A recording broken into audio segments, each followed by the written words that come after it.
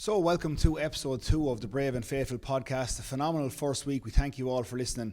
Today, of course, we are here in Bournemouth O'Connor Park, where we will preview next weekend's Offaly senior football final between Rhode and Tullamore. We'll be having reaction from both the Tullamore and Rhode camps, as well as looking back on a bumper weekend of hurling action where Kilcormac have joined St Rynagh in this year's county final.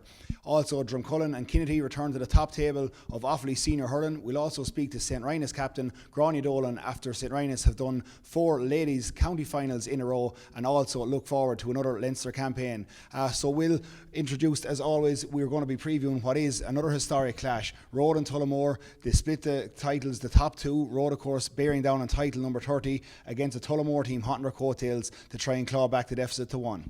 Well, that's it, Joe. We're here in Bournemouth O'Connor Park. It's a pretty busy period. We're in the middle of county finals. That's why our podcast is as focused around them currently. And yeah, just to echo what you said at the top, great that people were listening, subscribing, joining us on social media over the last while. The feedback's been great. Kind of gives us the energy to come back here this week to look forward to the football final and take a look back at the hurling. The football's intriguing because, you know, Rhode, who many of us have written off or said they're coming towards the end of this cycle, continue to defy all expectations. This is 9 county finals in a row. I remember being here in 2013 when Tullamore overcame Rhode the last time that they met in a final. Since then, Rhode have gone back to dominate again. And even last year, when it seemed like maybe there was a passing of the torch when Forban won the title, Rhode are still back here for the 9th consecutive season. So you look at Alan McNamee and the impact that he had coming off the bench in their semi-final victory after extra time against Derry. It just goes to show the experience that's across that team. And even when you look at some of the young guns like Aaron Keelan this year, St Joseph's Rochester Bridge captain, as they made a bit of history themselves by winning a first Leinster school for that Westmeath school, they can just seem to bring in 1 or 2 players every now and then, and that's enough to regenerate. I was speaking to Malachy McNulty. They went for outside management when Jack Cooney and Pascal Keelan finished last season. They're now both managing Westmeath. They've gone for Malachy, who was part of basically all of Portlaois's success over the last 20 years or so as a player firstly, and then pretty much directly from his playing career he became their manager and was richly successful with them in recent seasons in Laois. So they've kept that kind of winning mentality going, and Tullamore have got this youthful side who are coming through, in many ways brought on by Niall Stack at Colosh de Cullum in Tullamore, so he knows exactly what to do to get the most out of these players, notwithstanding some of the experience. And we'll hear from Paul McConway, you know, who's been with them through Féiles, through all their underage success with Tullamore, has won titles, has captained Offaly. We heard from Johnny Maloney on the podcast last week, who's a crucial player for both club and county at this stage, albeit in different roles. There's no reason that Tullamore can't believe that they can beat Rhode this coming Sunday. No, and I did do the interviews both for Offaly TV and also Midlands 103 across in O'Brien Park with Niall Stack. And of course, Niall Stack has played against these Rhode guys. He's won county championships with Tullamore, back from his first final in 98, right through to that period where Tullamore were really, really progressive. He's looking at the youngsters that have come in. You know, he's handled them in school, he has them with the club. He maybe once I finished some of the elder Tullamore statesman's career, but he certainly postponed him. But he's had to come back for that experience of Paul McConway, who's had a pretty horrific 14 months with injury, and Shane Dooley. You know, when they really needed him to step up, he delivered in the later part of the group stages to fire home that goal to put them on their way against Clara. So it is a huge final. You know, we talk about Alan McNamee, just nearly a telepathic move to set up that goal, because Rhode were on the ropes. You know, Derry were coming with a wet sail. They really, really put it up to that Rhode side for long parts. They looked like they might knock them out of the championship, and of course we all know the drama that unfolded between Forban and Tullamore. So I think I asked the Tullamore camp, you spoke to the Rhode, was history much of a weight on it? It doesn't seem to be. The youngsters, particularly in Tullamore, are playing with a lot of freedom. That experience would have standed to them. Have they came back to the county final day quicker than expected? I think the general summary of it would be yes, but I don't think they've been used to winning underage titles coming up. They're going to be around for a long time, and I just think 7 years for Tullamore to be out of a final. They have a very, very expectant crowd, rightly or wrongly. Form look out the window. I think when Tullamore get to a final, they expect to deliver. But look, Rhode are a wounded animal. We know what went on last year. We know Niall McNamee missed that final. They are very, very live dangered. You know, they would have been the team that Forban would have said, look, if we can get through, we'll play Rhode in the final, try and cement our place, make that 2 in a row. Of course, they fell out of that game against Tullamore on penalties, but it's hard to look beyond Rhode, despite the energy Tullamore will bring, despite the youth that they'll bring.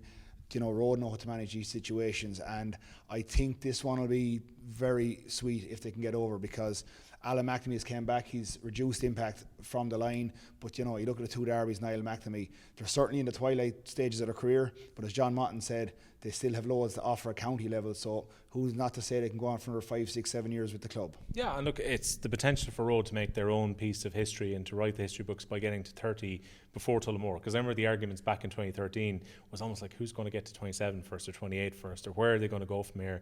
And then Tullamore got the victory, and the conversation in 2013 was not too dissimilar to this year. People thought that Rhode were going into that final, all expectation was on them to get victory, and then Tullamore put in the performance to get their win.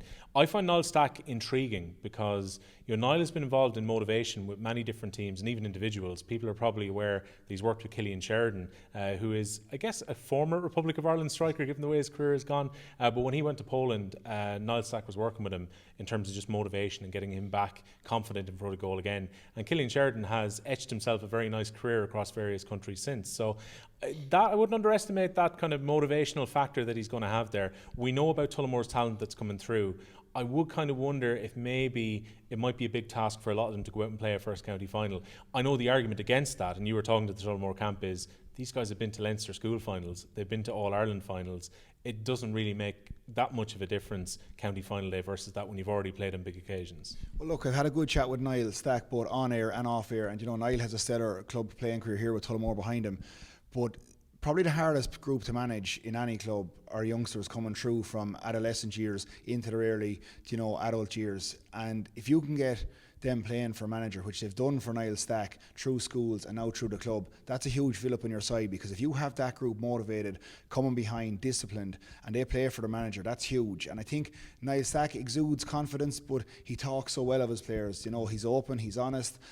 You'd find him, he's a guy that you could easily believe in.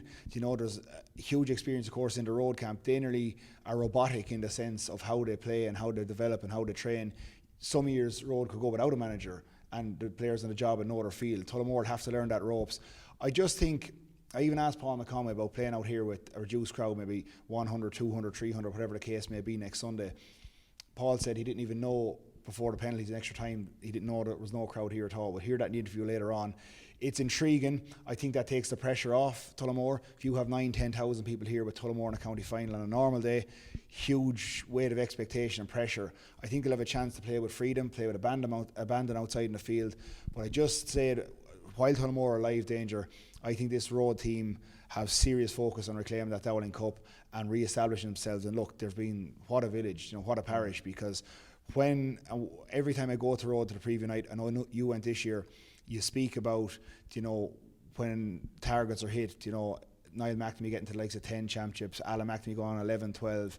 They don't look at that. When they look back on what this group has achieved the last 15 to 20 years, it's been quite phenomenal. Yeah, I'd agree entirely. And there was a slightly sombre tone, admittedly, in Rhode last weekend, because we were only really kind of 6 or 7 days on from Pat Mullins being laid to rest in the village the week before. So it's one of those things. I think that's probably going to be a little bit of a motivating factor for them too, that I'm sure they would love to dedicate their success to Pat Mullins if they were to win the title this coming Sunday. And it's funny, the weight of expectation doesn't seem to worry either of these two clubs. You're probably growing up in a club where it's already steeped in success and where there's an expectation that you're going to do well. And I know you were talking to Niall Stack, and one of the questions that comes up is this maybe a year ahead of schedule, or were you expecting to get to a county final? And I'm going to paraphrase what he says slightly here, which is like, every year we expect to get to a county final. That's the kind of bar that these two clubs set. And I just hope in terms of the game that we get something befitting the two semi-finals, because with so much drama, and sometimes it doesn't happen on county final day. Well done to Declan Kelly, an Offalyman who got St Lomans to victory in Westmeath, their 5th title in 8 years yesterday when they beat Tyrrell's Pass. But that Westmeath final was a complete slugfest, and both teams struggled to get away from each other. It went to extra time, and in the end it was kind of freeze and who held their nerve that made a decision in a very low scoring game. I'm hoping after some of the free flowing and exciting football we saw in the two semi-finals a couple of weekends ago that we get a final similar to that, because both these teams can play really good football. Yeah, and look, before we do leave the football action, when I spoke to Niall Stack, what he said was his whole thing coming in was that Tullamore look at their underage structure, even if they win on Sunday and they even go on and win next year, that they bring on the youth, because he thought that Tullamore were victims of their own success in terms of, and he might have referenced, Birr off air, that sometimes when you're successful for long periods of time, you think it's just going to automatically happen, and we'll come to Birr in a minute. But, he would have said that Rhode, Edenderry, Ferban, he mentioned a few other clubs, and along with Tullamore, the excitement that's coming through. And in bold prediction that he reckons the Offaly underage setup have as good a sprinkling of youngsters coming through as is in any county in Leinster, and he thinks that maybe Offaly have underachieved, but it's starting to come back the right way. He sees no reason why Offaly can't become, a Super 8 competitor and cement their place there in the next couple of years. And he would have, listen to him give you serious grounds for optimism. And look, we've seen them here. It's now a chance for them, maybe post-county final, to get back in under John Maughan and see what they can do in the inter-county stage. Yeah, look, we'll switch to the hurling, because we had the two hurling semi-finals this weekend. One here on Sunday where St Rynagh beat Birr, a very familiar story in terms of how that game went. And on Saturday, KK got the better of Belmont. So a very familiar kind of look about this county final. But if you're in KK, you surely have the feeling that this is one they're going to win, because if history repeats itself, KK have beaten Rynagh in 3 recent finals. Yeah, and look, I suppose you get loads of banter. First thing we'll have to clarify, because we're getting it all morning, are you going to come back on your 2 predictions that were wrong? Yes, I did tip Birr to win. I did say Belmont had a great chance. I don't actually think, bar maybe one preview might have said that Belmont would win, but I think Belmont were the more... That was with us, by the way. Yeah, but Belmont were probably the most disappointing of the 4 sides. They left it too late to come back into it. We'll go, I suppose, through match by match. The KK Belmont game in Birr, a lot of expectation on it. Kilcormac Malachy were coming through somewhat of a period of transition. They have the bulk of that team that have served them so well, and there was a major injury out over Cathal Kiley coming into it with a leg injury, but what a performance he gave in. And like we said with the likes of Keane Farrell here a couple of weeks ago, there becomes times early in players' career that they have to make the step up and become from just a normal player into a potential leader for a team going forward. And I think that's what Cathal Kiley done in large parts the other day, because to an extent he would have been always living in the shadow of the brother growing up with the Puck Fadas, and he matched them, and Ireland Puck Fadas, now he's second to him, and maybe will pass him out in the year two.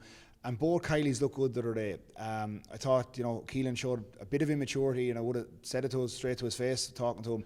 Does this become a constant problem now, Joe? Because he's going to get a reputation, if he doesn't already have one, about red cards and about frustrations and about maybe getting caught up sometimes in instances where he then has a problem. That opposition players are going to target him now, because you see a talented player on the opposite end who has a history of getting dismissed, and so therefore you'll target him to try and get him sent off. Yeah, look, it was just stupidity. It wasn't that he was going out lashing out or putting in massive big hits. It was sloppy yellow cards, and he gets caught in the heat of the moment. I said it to him after the match. I said, like, Keelan, if leather be brains, you wouldn't have enough to saddle a parrot. You have to just learn here and relax, because Anelis one, he could have got a second yellow for out on the stand side. Just the line ball came, player didn't hand him back the ball, ploughs out through him, pushes him over, and then Oisín Kelly was coming through, had given the pass and stood his ground, and gives that invite to the referee to show the second yellow. From a KK perspective, they're lucky they were home and hosed, but you don't want that happening, because while he's not going to miss a game, if that's to happen against St Rynagh with 10 or 15 minutes to go, the game takes on a life of its own. But I think by and large he's had a reasonably good year. There was so much malice in it. It's sloppiness from him, and I would have spoken to him. Look, I get on quite well with him off the field, but I think it was all about what Cathal done up the other end. Keelan is the standout name. Everyone knows the ability he had, but Cathal has taken over the mantle of free taking from Kieran Slevin, who has been, for 15 odd years, he's been at the top of his game. But Jordan Quinn has been a revelation at full back. Jerry Healing is coming in with that experience at full forward now. They've kind of accepted that role. Kevin Grogan, again, reeling back the years. Enda Grogan, Damien Clemartin in the half back line. That's a solid team, and the thing about KK is they're probably able to manage the game so well, much like St Rynagh, and that's what happened probably here yesterday. But Belmont didn't fire early. There was no goals, which they've been scoring. Oisín Kelly didn't really catch fire. Why didn't he catch fire then? I think maybe, I don't know whether it was just from the management or the need to get him into the game, but he started 11, next thing he was 13, out to the wing, coming out to the middle of the field, half back line, trying to get on the ball, make something happen, running from deep. You need Oisín. While he's as powerful as he is, you don't need him back on your own 45 trying to carry the ball the length of the field. But that's credit to KK as well. They had their matchups right. Colin Egan was causing a bit of bother for them early on in terms of his fielding. Joe mattered a couple of half chances, but wasn't at the level he was at in the previous game. Stephen Leonard and Jordan Quinn in particular in that full back line were mopping up everything. Conor Slevin was setting up good attacks with some good deliveries, and just Belmont never really caught fire. Look, the loss to the two boys in the full back line, James Nally and David Kelly, were huge. It forced Trevor Fletcher to rejig, and you can't really afford to be down to your mainstays, your full back line, and KK got a bit of joy inside. But I just think Belmont now are in the territory. That's 4 semi-finals in a row they've lost. 3 of them by a point and now 1 by 4 points. They had a late rally. Mark Cattle got a wonderful goal, but again, Kilcormac, Malachy and St Rynagh were probably the smart money in terms of backing both of them. They're unbeaten. I just thought I seen something different. That's why you went against both of them then? Yeah, look, probably a bit of naivety on my part. I just thought I seen enough, because I would have been doubtful in Birr last year and I would have took a bit of heat from the supporters that you're writing off Birr, but I thought they had turned the corner. I think Barry Whelan has still stepped down from last night, so they're going to have to go and try and build a new team. There'll be doubts over whether Brian Mullins will return. Paul Cleary was nursing a couple of bits of injuries coming in, came in very late yesterday, had a half a goal chance. It was smothered up by the Ryan's defence. Sean Ryan was kind of carrying a knock coming in. A lot of years in those legs. It's like looking at Birr and St Rynagh. Birr got the perfect start, perfect toe in the game. They led by a point. Rynagh drew, led by a point, led by 2. They had a chance here yesterday. It was a pivotal moment to go 4 clear. Owen Cattle just pulled the 45 or 65 rather to the right hand side of the post. Rynagh get a score, 2 more after it, and all of a sudden they're level and Rynagh kick on. The story just sounds so familiar though, because this is like the last kind of 12-15 minutes of last year's county final. This is like the first group game against Kilcormac Malachy where Birr faded out of the game after the water break. When something happens that often, it becomes a repeated sequence. That's not by luck, that's not by chance. Birr have faded out of big games in the last 2 years. They have, and that was the question marks they had over them. That's why I thought, looking at the dismantlation, you could say, of both Coolderry and Sir Kieran, was they had turned that corner. 8 scores against Sir Kieran, 4 yesterday. 1 point from 3 different players, the rest from Owen Cattle, and 1 point from play from Cattle. That's 4 points from play, realistically, over the hour from your forward unit. Not enough. They had a couple of half-goal chances. Maybe they could have felt, Conor Hernan got a yellow here when Birr were trying to set up a goal chance late on. He also took a man out, a clever foul in my opinion, because Colin Maroney's bearing down a goal. Early in the game, 6-7 minutes in, should there have been a yellow there, and maybe Conor Hernan walking towards the end of it, that's something you'll ride those challenges early as a defender and get away with them. But Birr only had a couple of half chances. The ball spilled to Niall lines, he pulled, didn't make the cleanest of connection to get them back in the game later on. But just the spread of scores St Rynagh had. My big turning point I thought for Birr was, could Oisin Murphy and Jimmy Irwin completely snuff out Luke O'Connor and Aaron Kenny? And the overall answer was no, because Luke O'Connor and Aaron Kenny were on fire yesterday. Aaron Kenny got a goal on 7 now, 7 place balls, but he won quite a number of his own frees and in general was a good link man for play. But the whole Rynagh team is built around Sean Dolan. He's an absolute proverbial dog in the best sense. He's like if you had him and Conor Matton for KK, going into battle, you throw in behind them, because they just don't really care about themselves, and they're just players that you could count on to put their face in front of a hurl, and Sean Dolan, you look back on him, he's everywhere and he's linking the play, and you'd say he's like a Bonner Matterall setting up, but next thing you look at the programme, 3 points from play. And he gave Brian Watkins a third time. Now Brian Watkins struck a lot of ball, but under the pressure from Sean Dolan closing, there was a serious amount of misplaced passes for Birr yesterday. St Rynagh through Pat Cameron, Ben Keneally, Matthew Maloney, heads up hurling. The delivery of ball that Luke O'Connor and Aaron Kenny were getting made it hard on the likes of Jimmy Irwin and Oisin Murphy. Now they done fine, by no matter were either of them cleaned. Oisin Murphy in particular put in a couple of big moments in the match in terms of defending, but when you have space and quality ball going in, you've seen it yourself.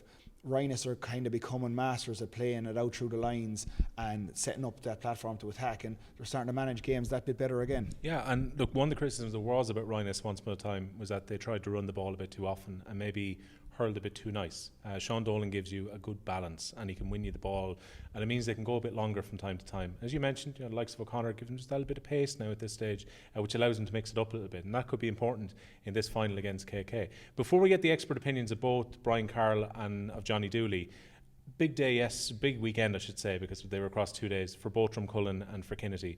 We spoke about the fact that these 2 semi-finals at Senior B effectively worked out to be county finals in their own right because there was promotion on the line. Now I'm sure that Darby is going to be very interesting with the Senior B final on Sunday week, but at the same time the big achievement for the year for both teams was to get back up to senior level. Yeah, look, huge. I suppose when I was talking to you last week, we were previewing a game, and obviously as part of the panel you couldn't give too much away. there was massive, I suppose, confidence riding on our game, but massive apprehension because, we've been out here, we've been in places where we've got to that semi-final, quarter-final hurdle, and there's a lot of work going into our club. We had a couple of years there with Paddy Carroll and we were so close as well. Adrian Clancy came back in. He had been with us for 1 year and of course got the St Rynagh senior job, and there's a lot of work going on in our club. We are a small club, but we're a proud club, and what we've done, we're under no illusions going up Senior A next year. We need to progress the club on a bit further. We have a strong underage structure, with our neighbour Sir Kieran. We're in the under 13A final. The under 15s are still involved in their championship. The under 17s had a good run, and we have a strong under 11 team come behind it. Our kind of mantra will be that you leave the jersey in a better place, and whether you're playing or involved in the club, we have a lot of good people there, and it was hugely important for us to get back, because bringing the championship to 10 teams next year, we all knew that getting to the semi-final was essentially your county final. This is a golden year because it becomes more difficult to get up next season. The way it worked out well, look, Carrigan Riverstown relegated yesterday. We could have been in that position if results had gone our way. We had a do-or-die game against Kinnity. We let ourselves down here, and to an extent let our club and supporters down against Lusmore for a performance. But, we're a loyal bunch. We would have had some words together. We kept everything in-house. We trained hard.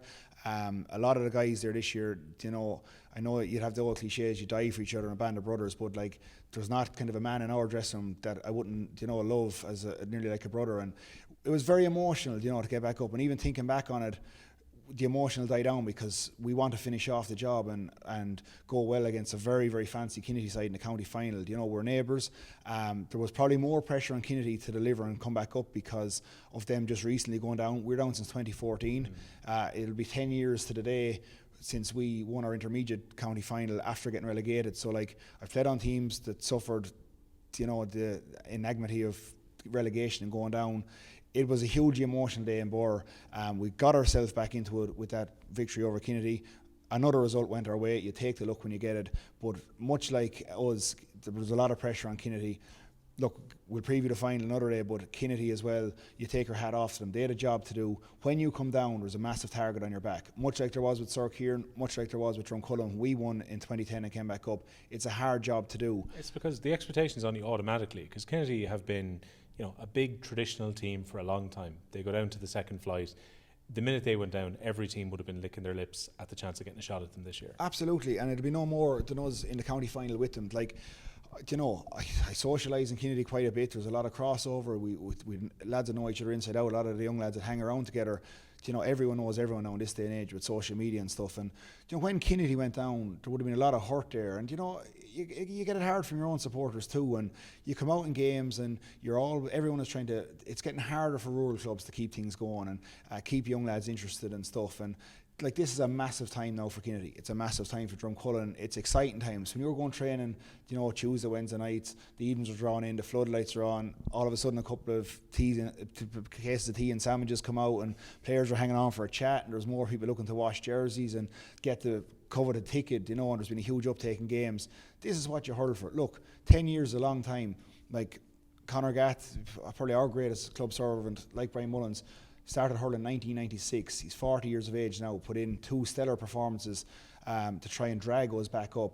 It's, as he said, it's 10 years since we were in a county final, and if we don't take this opportunity, who's to say it's not going to be 10 or 20 more?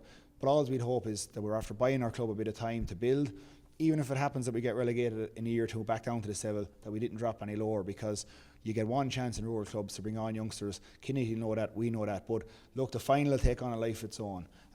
Both teams are up. There's a certain safety net. Both teams after the match, there'll be a bit of respect there, and we'll celebrate the fact that we're both up. But there'll be a cup up there to be collected on them steps, and I know our lads will want it every bit as much as Kinnity. Yeah, well, Kinnity's victory against Clodagh Gales, Tullamore's defeat to Drumcullen means Drumcullen against Kinnity is the Senior B final, and both Kinnity and Drumcullen will form a new look 10-team championship in the Malloy Environmental Systems Offaly Senior Hurling Championship next season. Just to take a look back on what's happened the weekend just gone by, here's some of the highlights from the 2 semi-finals with thanks to Offaly GATV. And Joe has also been speaking to Offaly legend, the hero of the 1994 All-Ireland final, Johnny Dooley, after yesterday's game between Birr and St Rynagh. So we now know, Johnny, the lineup of this year's Malay Environmental Systems Offaly Senior Hurling Championship final. Kilcormac Malachy got over Belmont yesterday. Belmont with a late rally in that game, but a county semi-final here between St Rynagh and Birr, and just down that home straight, Rynagh took control. Yeah, Ryan's pulled out all the stops, showed all their experience when it really mattered. You could sense from early on, okay, Birr seemed to have the upper hand in a lot of areas on the field, but when they regrouped for the water break after half time, you could sense from that period on, the Rhinos really took over that game, and they were, as I said, they were hunting in packs, they were chasing down Birr, they didn't give them time on the ball, and when they were playing it in, actually probably physically they were overpowered them as well in crucial positions on the field, and they're going to go hard for the final, obviously as the current champions. The last 10 or 12 years, a lot of county finals have been decided by St Rynagh and Kilcormac. They know each other inside out. Rynagh, the current county champions under Ken Hogan, looking to do 2 in a row, which they found it hard to do. A lot of teams find it hard to do back to back in Offaly, a competitive championship, and Kilcormac be maybe quietly confident under their new manager Tom Murphy that they've introduced a bit of talent and could be the favourites for the county final. Yeah, I suppose Rhynos probably being the reigning champions probably will go in possibly as the slight favourites, but there won't be much between them. As I said, I was watching the game yesterday with KK, and they've injected a nice little bit of youth and a bit of freshness into their team, and also to have all those experienced guys and the lads on the line as well. So both teams, actually even St Rynagh have introduced a few new guys in there this year. Aaron Kinney's in there and Luke O'Connor and a few more guys. So there's a lot of experience on both teams, and I don't think there's going to be a lot between the two teams. Both teams play a similar type of game. Both teams are fairly physical, and they won't be playing extra defenders or playing any of that sort of thing. So I think it's going to be a very entertaining final. Before the semi-finals were on, I was tipping that maybe Birr and even indeed Belmont to a lesser extent might get over the line, but St Rynagh, like KK yesterday, really managed the game well in the last 15 minutes because, Belmont maybe weren't as close to KK for large periods yesterday, but Birr led for a long time throughout in this game. Yeah, Birr definitely, yeah. And it took a lot for St Rynagh. They just held their time. They didn't panic. They didn't get excited. They knew what they had to do. And that's a great sign of a team. Even though early on in the game they knew they weren't playing the way, but that was mainly due to Birr as well. I've seen Birr playing Clarine and I've seen them playing Coolderry, and Birr are a lively outfit and they've lots of good young hurlers, and I'm sure their day will come as well. They probably need to learn from this, and they'll be very disappointed going home tonight, but it was to be St Rynagh's day, and they've used all their. When you look at the likes of Dermot Horn coming in off the line there, and they have other players coming in, and they have a very strong panel. Their panel is very strong, and they have loads of options there. You mentioned, a lot of young players that have loads of days ahead of them, but maybe a word to particularly the most experienced man out there, Brian Mullins, who's served Birr so well. Be no surprise if he comes back next year, but if that's to be his final campaign for Birr, hurling I think since 1996 at senior level for the club, incredible servant to Birr. Oh, Brian Mullins owes nothing to Birr or Offaly, and I hurled against him all those years ago, 20 plus years ago, and it's credit to the guy that he's still tugging out for Birr, and look, he never lets Birr down. He's a solid, steadying influence on the defence, and has been for all those years, and I think if whatever his decision is, Brian Mullins is legendary in Birr. Ken Hogan, since he came in to St Rynagh last year, they'd been to a few finals, beaten in a few finals up and down. Ken Hogan, a lot of success, particularly with Offaly club teams. He's really started to steady that ship with St Rynagh. They've won one. They're in the final now in 2 weeks' time. And Joey O'Connor, who a lot was spoken about with his suspension, was out. He comes back and adds a lot of experience and pace to that Rynagh midfield.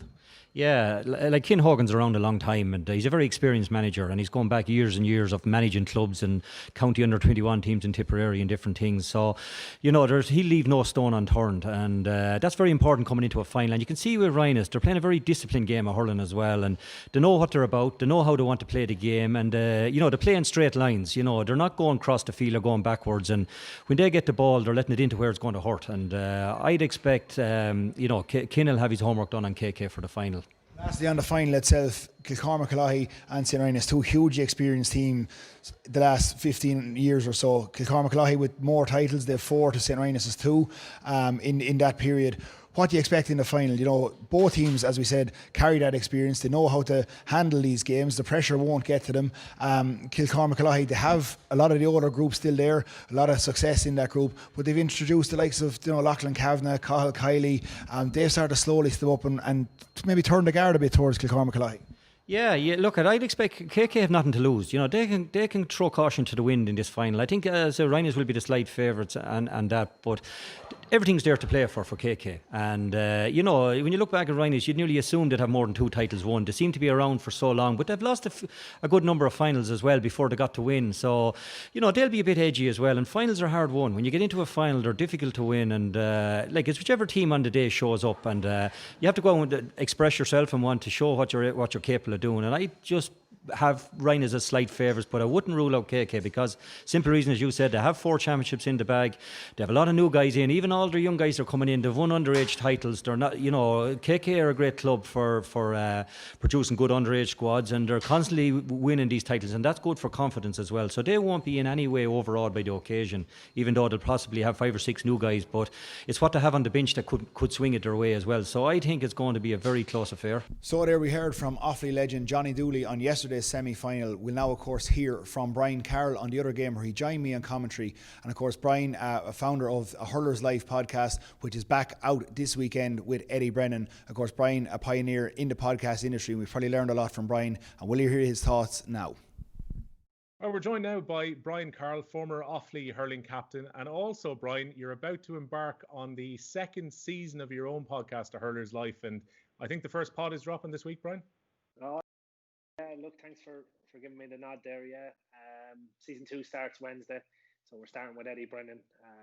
Brilliant interview, I have to say, to get the season up and running, so really looking forward to that.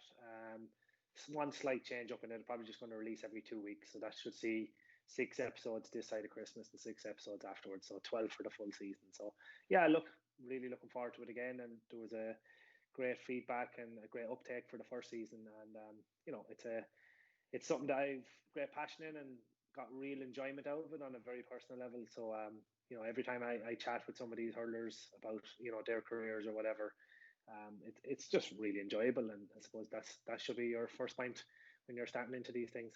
Well, thanks a lot, Brian, for putting pressure onto us for perhaps very sillily agreeing to do a podcast every week, and you're going, I'll put one out every 2 weeks. I won't put the pressure on myself quite as much as season 1. I learned from season 1, yeah. You must have been happy enough though with how it was received. I mean, it went top of the podcast networks in the first few weeks when you brought out season 1. Really good feedback from it too. Did you get that kind of enjoyment? Because I presume when you dip your toe into this, it's a little bit risky, because I know people will know you as a former hurler and so on, but you're still putting yourself out there as the host of your own show here. This is a one-man vehicle. Yeah, that's exactly what my wife was saying. She had that fear, I suppose. But look, I just said I'd give it a try. That's the truth. Listen, I said this before. I listened to Jamie Carragher's podcast, The Greatest Game. I'm a big Liverpool fan myself, but I just really enjoyed his interviews and the medium that it was.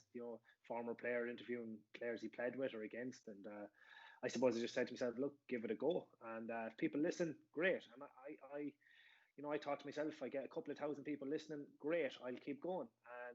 And I suppose it just exploded. I couldn't believe it. Anthony Daly's up there around 15,000 listens at the moment, and most of them are up, close to 10,000 or over. So it's been fantastic. I didn't expect anything like that, and I said I'd try maybe 3 or 4, and if they went well, we'd keep going. So that's exactly what's happened. There you go. No pressure for Joe and I in our own podcast. We talked to Brian after those numbers he achieved in season 1. You were with Joe on Saturday, Brian, for the first of semi-finals, both on Offaly GATV and also Midlands 103. And in the end, Kilcormac saw off Belmont, who stuck in it right till the end. But Kilcormac just seemed to have that little bit of kind of extra nous to get out and get themselves back into a county final again. Yeah, look, they were cruising maybe for a large part of that game, maybe from the first water break right through to maybe the 57th minute, I think it was, when that Matt Carroll scored a wonder goal, to be fair to him, a brilliant finish into the top corner. Nothing Conor Slevin could do but that. So I just thought Kilcormac's experience, their strength, physical strength all over the field, the go-to players, and we know most of them. You have Damien Kilmartin Hole in centre back. Jordan Quinn probably was the real guy that took the mantle of that full back place where obviously Ger Healan used to be for the last couple of years. Kyle Kiley, to me, gave a man the match performance the other day. I know he hit his frees really well, but he really stood up in that second half. Won some hard ball, distributed really well, set up a couple of scores, and then got a brilliant score when after Belmont scored that goal. So they have experience as well. Obviously, Ger Healan had to come in. Kieran Slevin started this time. Peter Geraghty had to come in. But they're also after, blooding in a couple of younger players. Jack Screeney, I thought was excellent. I thought his interception on David Kenny, I know people were calling for free, but I just thought it was a brilliant interception. The half forward tracking back, the way the modern game has gone, what you'd expect out of him. I said it the other day live in commentary, I thought it was very like Tom Morrissey in Limerick, the way he tracked back and one ball deep. And, he played that ball up the field, and eventually Tommy Geraghty won a penalty. That was probably the final nail in the coffin from a Belmont perspective. But, look, to some credit to Belmont, they didn't give it up. They stayed at it, but they will be disappointed. Particularly in the first half, they missed a lot of easy scoring chances. David Nally was excellent in that first half. He got 3 or 4 points in play in that first half and won a couple of frees, which he scored himself. But, even himself, he had 1 or 2 wides, and the rest of them had simple chances. Joe Maher missing a chance at 25 yards out. Oisin Kelly with a couple of misses off his favourite left-hand side. So, you can see why they would be disappointed overall with their performance. I wonder, will it start to get into Belmont's head a little bit too, Brian, that now this is 4 years in a row that they've gone to semi-finals, not been a huge distance away from getting to the final, particularly the 1-point defeats that have in recent seasons. I got the feeling this year, particularly after the disappointment for their footballers the week before, there was a real drive from Belmont to try and get to the final this year. Yeah, but therein lies the problem of being a dual club when they lose 2 of their full back line. David Kelly in particular is a big loss, and James Nally then as well. The losing the 2 of them was a big blow. No club has them, has that strength and depth that you're able to go and lose such two key, starting 15 to set them up into the hurling then the week after. So that's really, that was a cruel blow. That meant that David Kenny had to start, whereas David obviously usually was coming into games and bringing in his experience, scored a big goal against Tyrone when he came on in that game. And, instead he was starting, was only able to see out 45 minutes. And, fair play to him. He came off to a rousing ovation from Belmont, and only rightly so, because he's been a great stalwart for Belmont. And, we all know about his knee trouble over the last couple of years. It's even a wonder that he's even still playing. So credit to him from that perspective. So that was the knock-on effect that losing those 2 players had. And, it's not easy for Belmont when you're trying to make that breakthrough. And, as you said, it can be hard. That's 4 in a row. People will say it's a mental block. I don't think so, being honest. I think it was much more in terms of the personnel that they had in the field and the fact that they probably just didn't have that strength and depth, added to the fact that they missed so many chances. And when Oisin Kelly only scores a point from play, invariably, that usually means that Belmont won't win these tight games. Was that down to Oisin Kelly's own performance, or was Oisin Kelly particularly well marshalled at the weekend, Brian? Look, it probably, well marshalled is probably a bit harsh. Like, he had a couple of point scoring opportunities in the first half. You would have said that he was up and running, and he scored a brilliant point late on. So, he had ball, but I suppose it comes back to the fact that Kilcormac got a grip in the game after that first water break. They went from being 3 points up to being, I think it was 7 up at half time, 15-8. And then they just took control. And I suppose in the second half, the Kilcormac backs just sat back. That half-back line in particular, they knew exactly what they were at. There was a good few occasions where all 6 of them were inside the D. Damien Kilmartin's a master at that, just completely sitting outside the 21. Kevin Grogan intercepted a couple of balls as well. When the ball was played dangerously across the 21. So they knew exactly what they wanted. There was absolutely no space up front for that. And from a Belmont perspective, and they weren't really able to get Oisin onto the ball. And it was robbing Peter to pay Paul when they did bring him out, because the only point he scored was from maybe the middle of the field. It was a brilliant score, but it was too little and it was too late at that particular stage. Yeah, sounds like classic KK, being good at kind of managing that space in front of their own goal. Is there a slight freshness about KK this year as well, though, given that they've had a change of management? As you mentioned, some of their players that are coming through the 20s team over the last couple of years are now settling in as senior players, and those who would have been on the All-Ireland club final team now have different roles, and guys like Ger coming off the bench. Is there kind of a new feel about Kilcormac, or is this a similar template to what you would have seen when they got to the county final 2 years ago? I think they've managed the transition really well of those older players, that they still have a role, albeit if they're starting, they know that they're not going to finish out the 60 minutes or vice versa. If they know they're coming on to do a job, and they've blooded in the youngsters, Jack Sweeney's first year, maybe Lachlan Kavanagh's thereabouts for the last couple of years. So like, these guys have got their opportunity this year, and they were given those group stages, the group games to try and cement their place and learn the system, I suppose, from Kilcormac. You're right, they haven't really changed how they go about the business, and why should they? Because it's been very, very successful for them over the last decade or so. So they know exactly what they're about. Big, strong, physical, particularly down the centre. Their backline, keeps it very, very tight.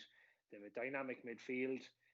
Dylan Murray and Keelan Kiley, obviously, you know, but I suppose Dylan Murray would have to up his performance. David Nally definitely troubled him for most of that game the last day. Keelan Kiley showed his class at times, and then showed, you know, really what he needs to eradicate from his game, getting caught up and getting a second yellow card. I think the first one in particular was very soft. I think he had a big hit on Aaron Brazel, I think it was. I didn't think it was a yellow card at the time. I didn't see a replay now, but from watching it live, I didn't think it was a yellow card. But then he got caught up, you know, running after one of the cornerbacks, you know, trying to get involved in things. Could have got a second yellow there, and then eventually got a silly second yellow from his perspective to you know, receive his marching orders. And look, it didn't matter for a finish, and he will be able to play in the final, but he really does need to eradicate that from his game, because he's better than that. And I said that the other day. And you know, when you look at the fact that when Belmont scored that goal, it just made that work a little bit harder for Kilcormac going down the home stretch, you know, being down to 14. Yeah, look, we know all about Keelan's talent, but the risk for him is, if the reputation persists that he might lose the head or he could potentially get himself sent off, you're going to have players who are going to try and wind him up during games, and they're going to try and get him involved in things, aren't they? Yeah, well, look, I don't know. I'm not that type of player, so I suppose I can't really comment on that. But what I will say is, sometimes they get soft yellow cards. You know, I see the same happening Kevin Brady from a Cooley perspective. There's times when other players will pull similar, we'll call it strokes, or pull hard, or, you know, infringements or whatever, and it's let go. But when, you know, when you get that name for that type of player, Keelan Kiley's one of those players, he'll pick up those yellows, the same as Kevin Brady. And I think, you know, sometimes your reputation precedes you. So, but I think still the onus on him to eradicate the silly ones that he got involved in towards the end. Self and Joe were kind of saying on the radio a couple of weeks ago, one thing I've noticed from KK, and I'll admit I haven't got to any of their games, but I've watched some of them on streams. They seem to have just gone about their business in a very workmanlike way so far. Weren't really troubled too hard in their group games. Came through without doing anything huge, like in running off massive wins, but winning their games. And they've now beaten Belmont in the semi-final. Really, going into a county final, KK have done very little wrong so far this year, Brian. No, sure. Look, at the end of the day, the two teams that are in the final are unbeaten, and obviously Kilcormac are that way as well. Birr troubled them for 45 minutes. You know, they really did. That water break came, I suppose, just around the right time for a KK perspective, and they brought on their strength and depth that day. You know, Ger Healing and it was Kieran Slevin, and only for Breeder in the goal, they could have won that game quite comfortably. Against us in Cooley in that second game, they were in took control after the first water break, complete control, went 7 up at half time. But I suppose we just found a way. We got maybe a soft goal, but we found our way back into that game, and we could have snuck something out of it. But, you know, still KK, you know, they did enough, as you said. But what they were doing, as I said already, in those couple of games, is they're blooding those youngsters, getting them used to the system, and they've just been improving game on game.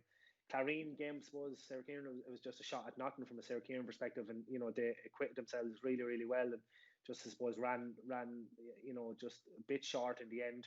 And as I said, I just don't. I didn't fancy Belmont going into that game. I know a lot of people did. I called it beforehand. I thought KK would have the experience, and I thought they'd have the firepower at both ends of the field. Well, you mentioned to see them through it. You mentioned Birr fading out after the water break in the first group game. Again, faded after the water break in the semi-final yesterday against St Rynagh. Rynagh outscoring them by 1-3 in the closing stages of the game. Good finish from the defending county champions. But I'm sure that's what's going to annoy Barry Wheelahan when he thinks about that game this week and the rest of the Birr team, is that they were in a good position again at halftime, not quite as strong as they were in the county final last year, but the scores eventually dried up in the game like they did in the final 11 months previously. Yeah, it seems to be a running team for Birr, and it is frustrating from their perspective. And when I thought Ben Keneally was moved over to Morgan Watkins, you know, because Morgan started really, really well, troubled Stephen Wynn a lot.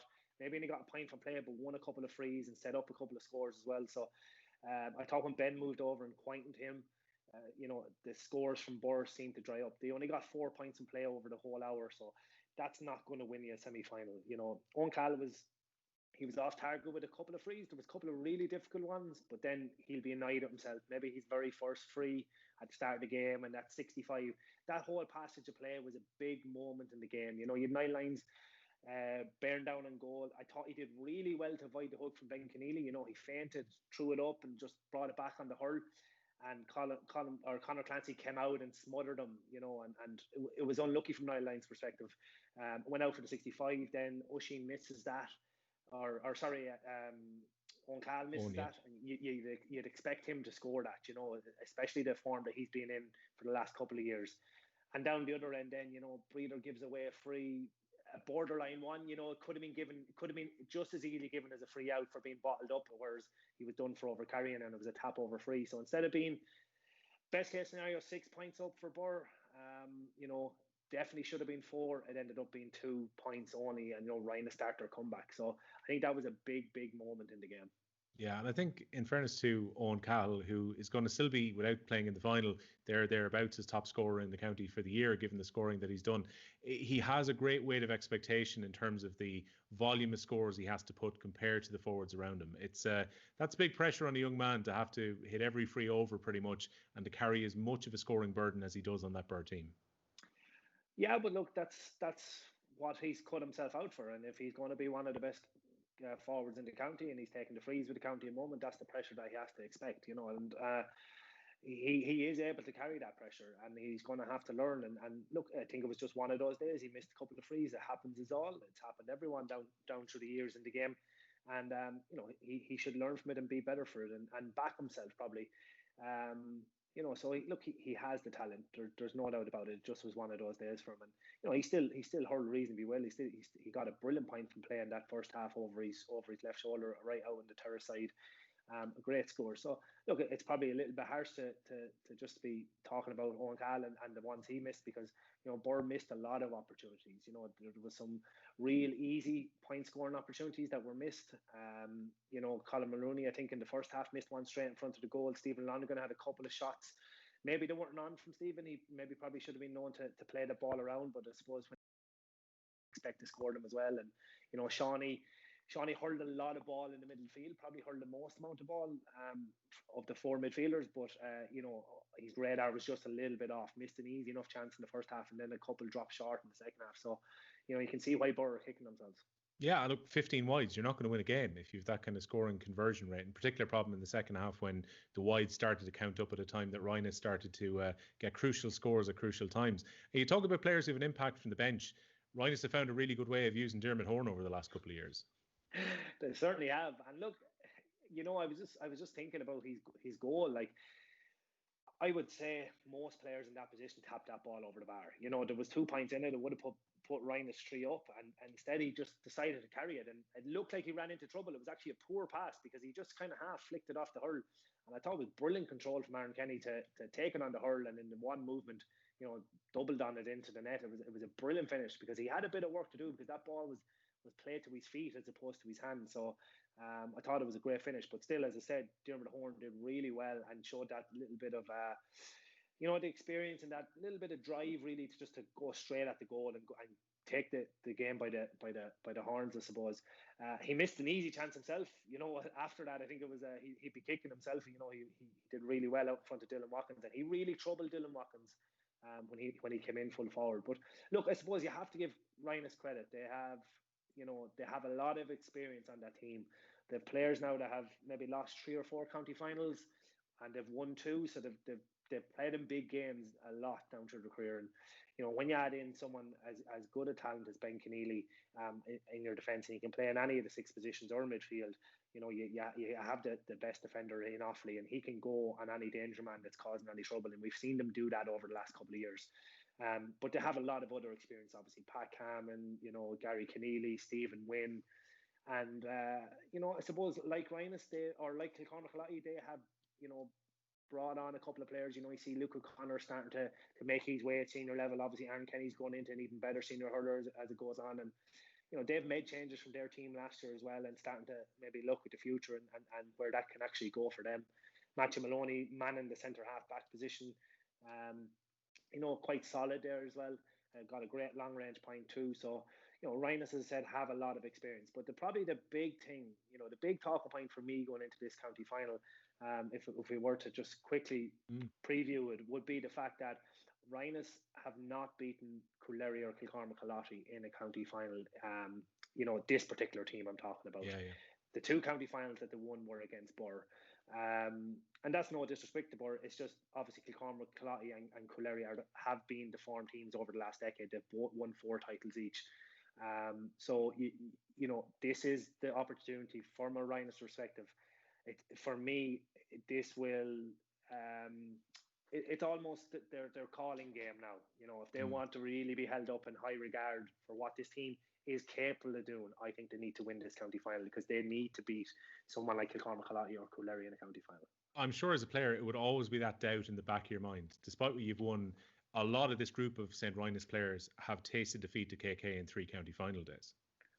Yeah, and lost to us in 2015 as well. So, you know, like, that has to eat away at them. You know, there was a couple of those finals maybe when they were a little bit younger and more naive, that they turned up and thought, you know, they were the form team in the championship, and KKF just stuttered and found their way into a county final, but they knew how to do the business on the day, and that's exactly what they did. But they probably bullied St Rynagh. The only thing I'll say is St Rynagh are a lot more seasoned team, and we have to give them a bit more credit for that. And I think this year and last year, when the bullying was to be done, they were doing it. So I think it lends itself to an excellent county final. I think, you know, as I said, it might sound harsh, but I think the onus is on Rhinus to go and win this. For me, to cement their legacy as a really, really good St Rynagh team, you know, I think they have to beat KK in this final. Plus, I think as well, when you're a team who were the generational one that ended that gap to lift the Sean Robbins Cup, keeping it has been the problem since, and they will be determined now to become a team who can go back to back and then be able to prove that they were the best team over a course of a couple of years. Brian, before I let you go, I want to ask you about Ken Hogan, because you've hurled under him extensively. No matter where Ken goes, he seems to have that golden touch. I'm not sure whether that's about picking good jobs or whether that's about the job that he does when he goes into teams. Maybe it's a combination of both, though, because you've got to be able to pick a team that has the potential to bring a county title.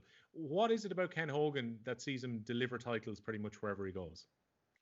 I think you're right in that one. Let's call a spade a spade. He does know when he's going into a team that they have a chance to win the county final. So he's no idiot from that perspective. But no, look, he's excellent. There's without doubt, like, the best manager I ever had in Coollerry, and I've had some good ones, you know, and I think of Johnny Kelly straight away and Joachim Kelly, obviously.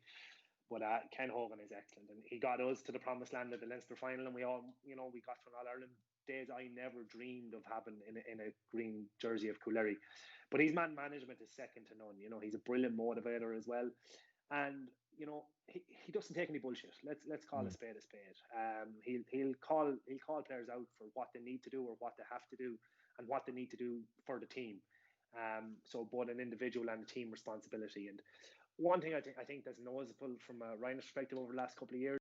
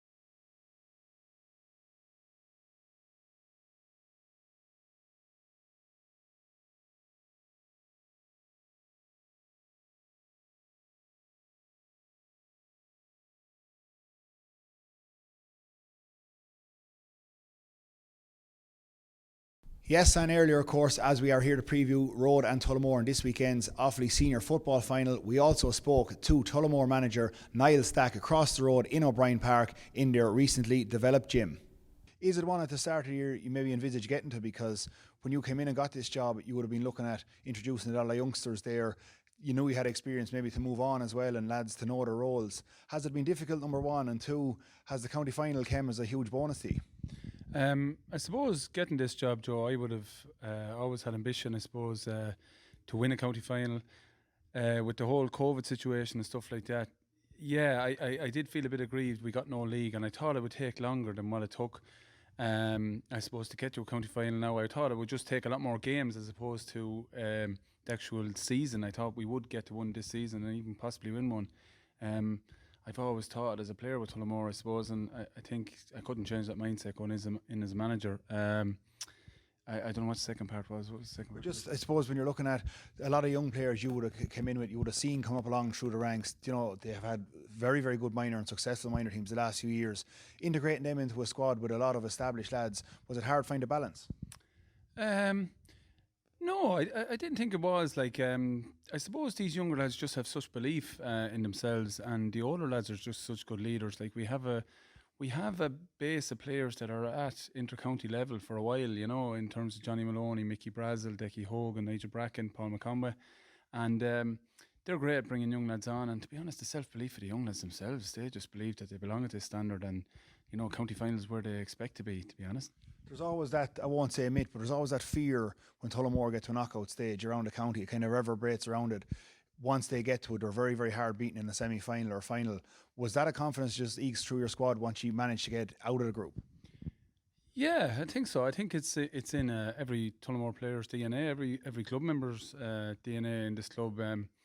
We believe that at any given time we can win a championship. I suppose even when I first started off, I played in 98. One game we were knocked out in 99. One game we were knocked out in 2000. We won a championship.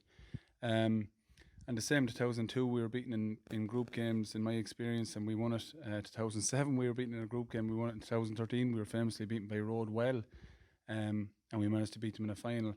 Now, it wouldn't be fair to say like Rhode have dominated for the last, I don't know how many years. Alan McNamee's haul of titles alone will tell you how much they've dominated. But yeah, on any given day, we definitely believe we can.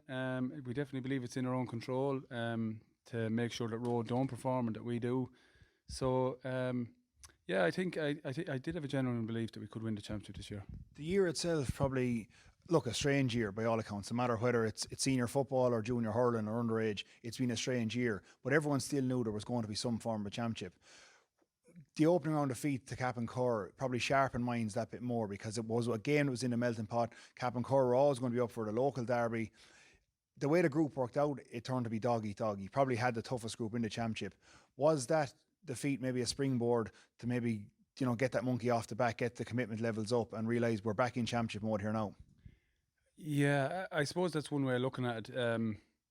I felt in the actual game itself, just to go back to the Cap and Cur game, I felt we left a lot of goals behind us. Now that's not taking anything away from Cap and Cur, because to be honest, when the game was in the melting pot and there to be won, they went and won it. I have no qualms about that, and I admire them as a club, to be honest. And they've good players. Like, I had Bill Carroll in the school there, and for me, he's inter-county standard. I watched a video of him against Clara as well. He's been outstanding. I think he's definitely someone that John Mahan should look at. But did it sharpen the minds? I think it did, to be honest. I know myself, I didn't sleep probably for 2 weeks after the game. It just, there was huge pressure in our group. I think there was a pressure of expectation as opposed to not working hard enough. I think we were working hard enough, but I think there was a bit of a burden on this team that just felt a weight of expectation on them. I think they carried it last year as well. It's not that they had a really good management in John Rouse and the lads last year. I'd known him very well. I worked with John. I just think among the players themselves, they nearly almost wanted it too much. They were carrying that expectation. They were tying up a bit.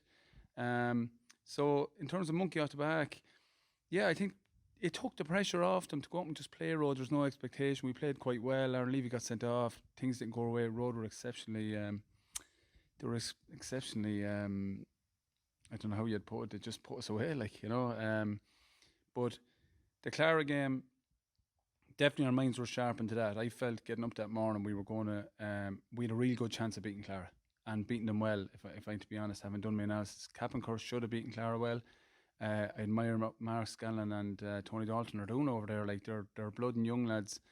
It didn't pay off for them. I think if they had a league campaign, to be honest, they wouldn't be relegated, and I'd have a strong opinion on relegation this year. Even though I'm looking now at the other end, I think it's very unfair on Clara that they're relegated. And that's coming from a Tullamore man. They'd be our biggest rivals. But I just know myself, we were staring at we were staring down the throat of relegation, and I just don't think it's fair having had no league campaign. That's my own opinion. I don't know. It's probably a town, as you said, there's always is the weight of expectation, be it football or hurling, you know, and I know you're having a massive crossover dual players, but look, the bulk of this interview will probably be played after the weekend with the hurling. Obviously, as a Drumcullen man, I'd be hoping the Tullamore aren't in a hurling final the following week, but like we'll talk about that another day. But even in the hurling, in the football, there is pressure on Tullamore to deliver. They're such a big town, they're steeped in GA history, you know, they're second in the roll of honour. Probably something is always in the back of Tullamore players' minds to take that back off Rhode in time, you know. But going to the semi-final knockouts itself, for the general view was for large parts of that game, Tullamore were in control. It was a case of Forban having to play the catch up. Obviously, we know the drama that happened after, but about the game itself, it probably showed then that there was a different mindset, and Tullamore realised we're in knockout mode now, and they probably managed that game very well. Yeah, I think we managed it very well. Looking back at it, Joe. I think for a large part we controlled the game. I'm after looking back at the stats of it there. Our possession rates were massive, and our possession rates were quite good against Rhode as well, to be honest. But they were so slick. Taking nothing away from Forban, I think we should have won that game by 4 or 5 points, to be honest, in normal time. That's just if we had to put our chances away, and I don't think Rhode will give us that chance. If we're not as slick as they are, or a little bit slicker than what we were against Forban, I don't think we'll beat Rhode. I suppose we'll have to touch on the penalties. Look, a strange situation for both managers, both Sean Dempsey and yourself. It was new, it was historical, but there was still that expectation to deliver because there was going to be no sympathy if you're the team to lose on the day. Yeah, it's funny now, I suppose, for me, but looking back at it, I actually looked when Johnny Maloney missed his penalty, and all I could think about, I suppose, a bit selfishly, was about how unfair it was, how well we'd played and everything else, and within a few minutes Forban had lost. And I mean it genuinely. I didn't go near my players after they went straight to the Forban camp. I just felt so sorry for them because it was a really cruel way to go out. Maybe now I can't believe it, but I'm kind of empathetic to other managers I'm starting to notice and other people's situations, and I just think a replay would have been the fairest result. But look, it was history. It was very unusual thing to be involved with but it's done now, we just all eyes on the road now. Yeah, and as you said, it would have been the cruelest of blows had Johnny Maloney's penalty been one to suffer, because I think coming out of that game, the word around the place was Johnny Maloney scarcely deserved to be on the losing side. He was that good, and characters like Johnny, they've just reinvigorated this club because he's been massive for Tullamore this year. Yeah, Johnny was really good. A lot of people have opinion on where he should play, including Johnny. I just think he's a very powerful player. He sets huge high standards for himself. I know in among the Offaly dressing room, having talked to a couple of people in hurling clubs, actually I helped last year, they were telling me, just how revered he is in there, how high standards he sets for himself. But didn't surprise me at all how well he played the other day. I think he's a big, powerful man. I think he's someone with huge pace. I think he's an inside forward all day, personally. Although I know we have a lot of young lads coming, like the likes of Jack Bryant, the two Keens, Luke Egan maybe in years to come. Like as a county, we're starting to produce a few. But his power is something I haven't seen all that often. Like I did a bit of work with Tipperary, and Mikey Quinlan would have similar power. And Johnny's just now getting to the pitch of where he should be fitness-wise. He hadn't his fitness right until now. Now he's right fitness-wise, so he can affect the middle eight, he can affect the inside line, And for me, he's an inside forward all day long, but he's been a revelation for us and a good leader. I suppose you'll probably just look at your own performance. Would you take great heart away the Eden Derry set up against Rhode, because they took it to Rhode from the word go? And I was on co-commentary with John Motton, and he would have said, this is Rhode's game, 7-8 points. Eden Derry didn't read the script and they went with total abandon. You have a lot of players obviously now playing in their first final, and going to the game itself, you're playing a Rhode team who were probably wounded from last year, but also you'd see that they can be beaten on this day too. Yeah, we'll have a plan for them. I'm not so sure we'd go the same way as Eden Derry. I won't lie to you, I haven't seen the Eden Derry game yet. I heard it on the radio. I was going out to another match, but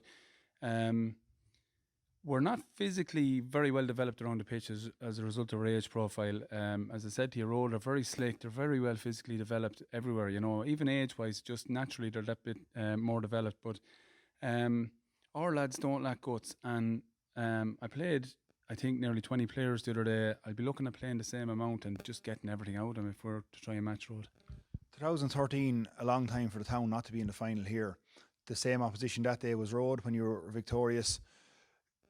Loads of times people go away and manage different clubs, get experience. You're a relatively young manager. To manage your own club, a club that you've been so successful at as a player, what would it mean to bring the Dowling Cup back here, on next Sunday evening? It'd mean everything, Joe, yeah. It'd mean absolutely everything. It just, for me, even though we're a town club, there's a real sense of community and country feel about this club. We play against the odds a lot of the time when we win things. We're very tight. In my time, you nearly have to be from this side of Kilbeggan Bridge to play. Now it's stretched out among the town, which is a great thing. But we're very cohesive, we're very tight. I know that brings its own problems because we fall out probably at times as a result of it. But it's always, you're falling out in terms of trying to get everybody to the one goal of winning the championship. It's not for personal reasons, It'd just mean everything to me is Tullamore meant to win this championship. And when you come back in around the town, you were away working today, I was away working, you come back in, you start to see the blue and white flags up, and you can see it on the social media to try and get the colour back out. You get that buzz coming into this time of year that the county final is back, and maybe, for the likes of Paul McConway, the likes of Shane Dooley, I'll know they haven't too many more chances. They've obviously played with you over the years, they've been successful. Does that bring more pressure on the leaders, or is it something that they relish in? No, it's definitely something they relish in. They're greedy, like anybody playing at this level. They're putting far too much into it.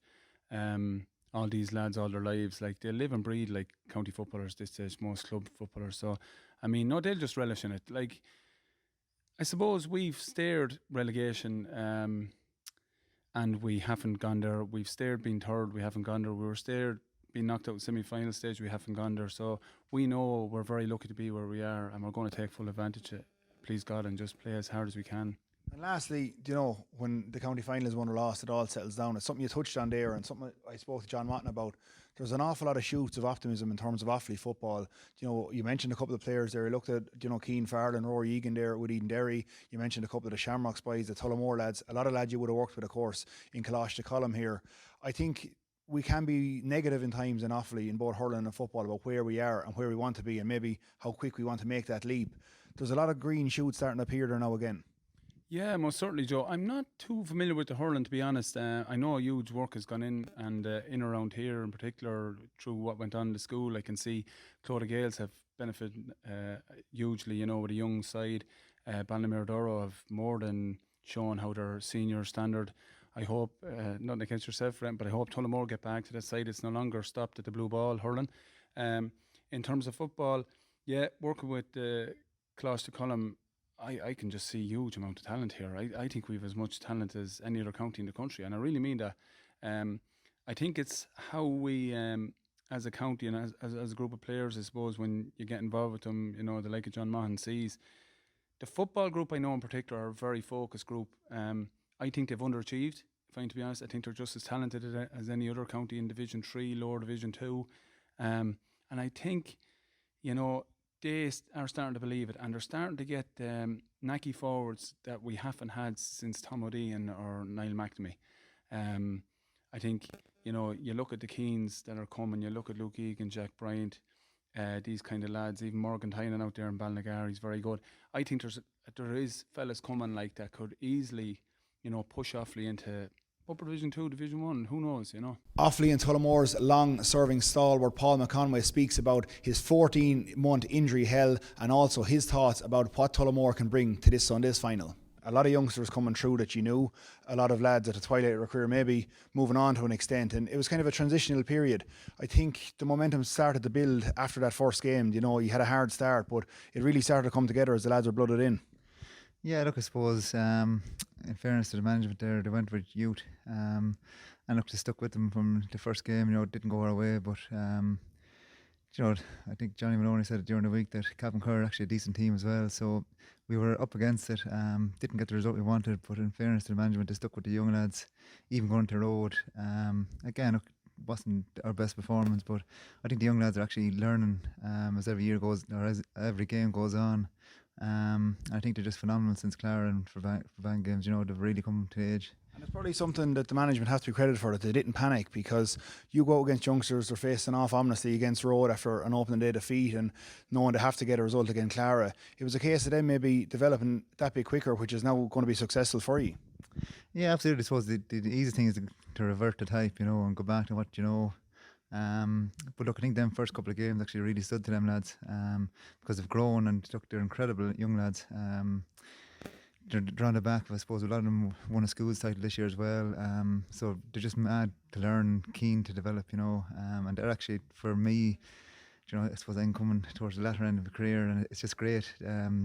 Just being around them, you know, and their enthusiasm and their willingness to learn is fantastic. It's probably been a hard road for you in terms of the injuries you had to come back from and stay working towards. You know, Shane didn't feature at the very start against Cappancur in the first game. He's been got back into the fold. He had his own injury problems coming off the back of the Offaly Hurlers as well. And probably the young lads, if I was to interview them now, would say that the experience that they've been able to impart off you has been huge for them as well. Yeah, I suppose look, it's been difficult 14 months, I suppose, personally more than anything. And in many ways, you kind of feel a bit of a fraud, you know, because they're after putting in the hard yards. Difficult, as I said, difficult first two games. They're in the back of the two losses. But look, they stuck with it, and sure, I suppose for me, all they could do was kind of look on. Then they turned it around against Clara, and you know, it's a great performance against Clara. And I think it's a game where they really came of age, you know. So for me, it's yeah, there's, I suppose a small bit of guilt, and you're going straight into a semi-final, and you can feel that, you know, the lads that got you there in the first place, you know, it's them deserve all the credit, and it is backbone with them young lads. Yeah, but I think now, Paul, to be fair, there's a certain amount of money in the bank in terms of what you put in up to now. So I don't think it's a thing of feeling too guilty. I can see where you're coming from, but the experience would have took you in good stead against Verban, because Verban coming in as county champions, a lot of people would have said outside the county that, you know, Tullamore now in a knockout stage are going to be a different proposition. And as I said tonight, I would have felt for large parts of that game you probably controlled it and maybe should have even won it in normal time. Yeah, look, I thought we were actually very good against Verban, and as you say, we just couldn't put them away. But again, Verban, they were never going to just disappear either, you know. And you know, an awful lot of credit goes to them because they just didn't give in. There's times actually, you know, what an injury, a normal time and an extra time, where I think we're 2 points up, and you think we have a one, and just kept coming back and kept coming back. But look, we have fantastic footballers in our squad, and I think some of the older lads, like the Johnny Maloney and Brazil and Declan Hogan and even Aaron Levy as well, they really stood up as well, you know, and look, just got us over the line, you know, some fantastic scores. But as you say, it went down to the wire against Verban, and hopefully that'll stand us well against Rhode in 2 weeks or next week. For large parts of your early career, and indeed the middle part of it, it was kind of nearly a triangle in terms of pendulum. You had Rhode, you had Clara, you had Tullamore, Eden Derry in and out now and again. The competitiveness of the Offaly Senior Football Championship is huge now, and it probably, you know, you serve the county with distinction, probably going forward for Offaly as well as Tullamore, the way the championship is now and the amount of teams you have putting up their hand can only be huge. Oh, it is. Look, it's a very competitive championship. You consider where we were last year, you know, in a relegation playoff, and there's no guarantee we're going to beat Graceville either. You know, it's just on the day, I suppose, things went our way, and you look at Clara, who unfortunately got relegated this year, which is, you know, it just shows how competitive the championship is. And look, there's only 8 teams in it, you know, and we could easily have been found ourselves again in another relegation battle, you know. But just very, very lucky that Clara actually managed to beat Cappancur this year. Other than that, we were heading for a relegation battle. So as you say, like, look, it's very, very competitive. As I said, like, to be fair, I suppose Rhode have been, I think this is the 9th final in a row, so look, they have been top dogs for the last number of years. And look, it's for us, we had to put our heads down now in 2 weeks' time and just put an awful lot of work in the next week and a half, because we have a huge challenge ahead of us. I suppose like any derby, be it hurling, be it soccer, be it football, when you're playing your real, you know, contenders in it, Rhode and Tullamore is going to take on a life of its own. I think what has gone on before throughout the years probably doesn't really affect this outcome. It's 7 years since, I suppose, Tullamore were in a final and Rhode were the opposition that day. You won that day, of course. Is it a game where it just takes on a life itself, or do you read much into your own form and Rhode's form? No, look, it's a one-off game. especially look at the final as well, you know. So these games tend to take their own pattern too, you know. I don't think they're going to be too interested in what Tullamore brought before. For us, it's not going to be of much interest to us either with what Rhode team went before us as well, or the history between the two teams. It's a one-off game, as you said, like these games have a tendency just to take their own pattern, and we just hope to get winners at the end, you know. The youth that you've brought in, of course, successful minor teams, successful school teams, you've probably integrated them a bit quicker than while Rhode have been bringing on a couple of youngsters as well. There's a lot of guys there that you would have soldiered against throughout your career, and you know what they bring to the table. Oh, absolutely, yeah. Look, for me anyway, I think this year we've actually gone very well at junior level, the junior A and junior B teams, and it's actually given us a chance to just develop some young lads that wouldn't really get game time otherwise, you know. There's a couple of youngsters there that just maybe just not quite at senior level yet, but get to know the games now with the junior A's and junior B's. So it's great, you know. It's great to have that kind of building block for them as well, and hopefully in a couple of years' time we might get some of those players as well to senior level. So look, yeah, we're building as a club, and suppose we kind of neglected it for a few years, and hence why we haven't been at the top of the table. You know, it's as simple as that, and you're beginning to see the fruition now of just the hard work that's gone in at underage. You know, we managed to win a minor championship a couple of years ago. We're competing very well now this year as well. I think we're in a few finals underage this year now as well. So look, it is so important that you kind of mind and develop your underage, and it's very easy when you have a bit of success to neglect it. But as I say, like, look, after 2013, we probably learned a harsh lesson. It was the time to really develop our underage, and look, probably didn't do enough for a couple of years. But look, the club seems in great stead now at the moment. I suppose the first challenge you'll have in the build up to this in your own house, you know, the wife or Rhode woman, will she be on your side or will she be going to green and gold? And, you know, these are all novelty factors you build up. But again, I suppose the occasions to be enjoyed as much as anything. Do you feel, as the older statesman of the team, a lot of pressure? Because when Tullamore are in a final, when they get, you know, the win behind their backs, the kind of town expects them to deliver. Yeah, I didn't think too many people knew that anyway, but no, look, it adds definitely from my own point of view. Obviously, it adds a bit of interest to it as well. And look, our family are obviously steeped in GA history as well, you know. So there's a bit of banter there as well. Yeah, look, I wouldn't say I feel pressure. No, it's look for me. Finals are kind of, I won't say they are rare for me, you know. So you kind of have to enjoy them. I've been lucky enough to play in 2 or 3 of them before, and I know what they're like. My intention is to go and enjoy them, and I hope it'll be the same now come next Sunday, that I can go in and enjoy the game. I wouldn't really say there's much pressure on me, you know. I would say that I have an awful lot of responsibility coming to the team. As you said before, we're backbone by a lot of youth. So look, you're kind of seeing it, kind of taking on a leadership role as well. So look, pressure, I'd have my own job, but I try and do that as best I can, and leave by example, I suppose. I suppose, look, there's one thing I haven't touched on too much in talking about GA, that the whole COVID that we've gone through the last 6 months, and, you know, there's enough, I suppose, negative press about that during the day. From a playing perspective, this will be the first, you know, Senior A final of the year. Does it become a strange setup, you know, going out in O'Connor Park next door, run out onto the field, but only maybe having 100, 200 people at it? Hopefully we stay at the levels we're at for that. Or does it become a weight off the players' shoulders, particularly the youngsters, that they haven't got 5, 6, 7, 8,000 people, you know, to be in that sort of environment? Yeah, look, it's strange. It is, you know, there's no point in saying otherwise. I think one way or another, the fact is the final brings its own pressures, you know. Even when you're playing, you don't tend to notice the crowd too much. Even last Sunday there, I wouldn't have said I noticed the crowd when I was playing, or the lack of a crowd. But then maybe if there was a big crowd there, it might be a different story, that you actually might pay to. It might have been a bit more difficult taking penalties, all right, in front of a big crowd. But look, we just want to win a final, you know, and it is an awful pity that fans can't go to it and can't enjoy it. It was certainly something for me anyway. At the end of the game, like, even family members, you know, only one person can go really, unless they get a ticket outside of it. So from that is quite sad, really.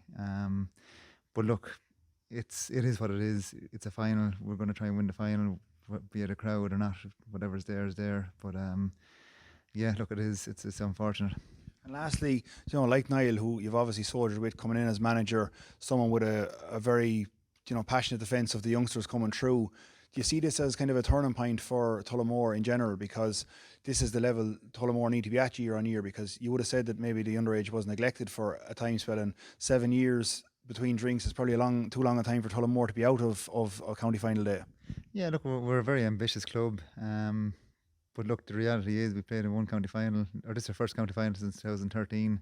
For the size of the club, it's probably just not good enough, you know. So we've been in a situation before where we've had young teams. 2013 was quite a young team.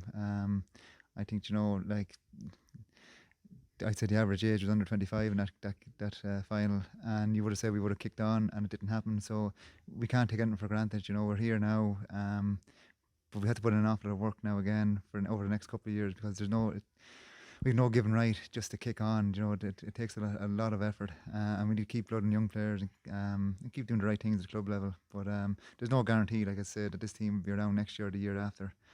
Anything can happen. You can lose a couple of players here and there. So you'd hope that we're turning the corner, and I'd be optimistic, but as I say, like, a lot of work has to go in. Rhode, who've got 29 county titles across their history, 9 county finals in a row, have turned to outside for their management this season, with Portlaois's Malachy McNulty coming in and bringing them back into the county final. They qualified for it undefeated. They beat Tullamore in the group stages too. And when I spoke to Malachy, we started by talking about the prospect of coming into a club who've already tasted so much success. Very different to previous conversations we would have had. Would have been probably in Portlaoise as opposed to being here. I remember actually we had a chat on the phone a few years ago when you were going to play Rhode in the Leinster Club Championship. So you've gone from playing against and preparing to take on Rhode to managing them this year. How have you found it? It's been a challenge. I suppose, you know, when I was asked to take the job, it was probably a job that I looked at twice. There was a few other jobs there, and I just didn't bear a thought to it. But I just said, hang on there a second now. This is a fantastic traditional club, a club that I'm knowledgeable about. You know, I had some information on the players that had been there already, and you know, I was quite excited at the time. This is going back to November, December last year. I was just very excited at the prospect of working with players of such a high calibre. You're coming into a club which has a not too dissimilar tradition to your own home club. This is 9 county finals in a row that Rhode have been to. Mm-hmm. They've dominated Offaly football over the last 15 years. I would imagine when you come in as a manager, that is a similar challenge, though, is to keep that hunger for success when you come into a group who've already achieved as much as they have.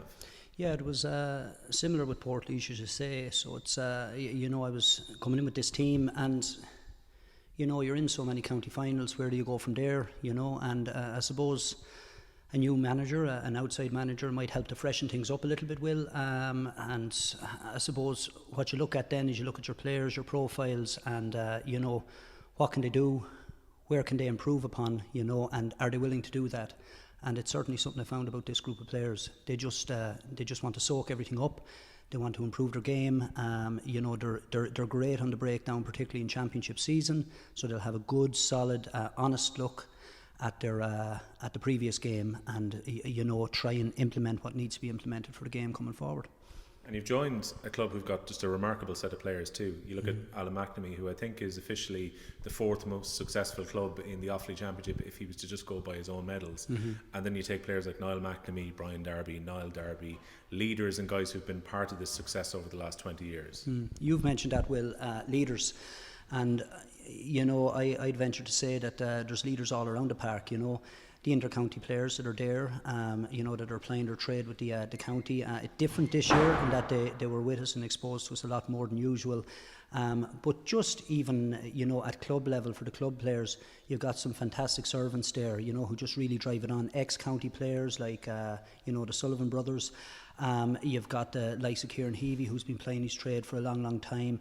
You've got the Kavanaghs there. They're just 2 fantastic brothers who, you know, I can't imagine lads are in as good a shape anywhere in the country as them. And then you've got, you know, some of the younger brigade coming through as well. Lads like Keith Murphy, who has done exceptional in the championship this year as part of the panel, and you know, Aaron Keelan, who's a massive prospect.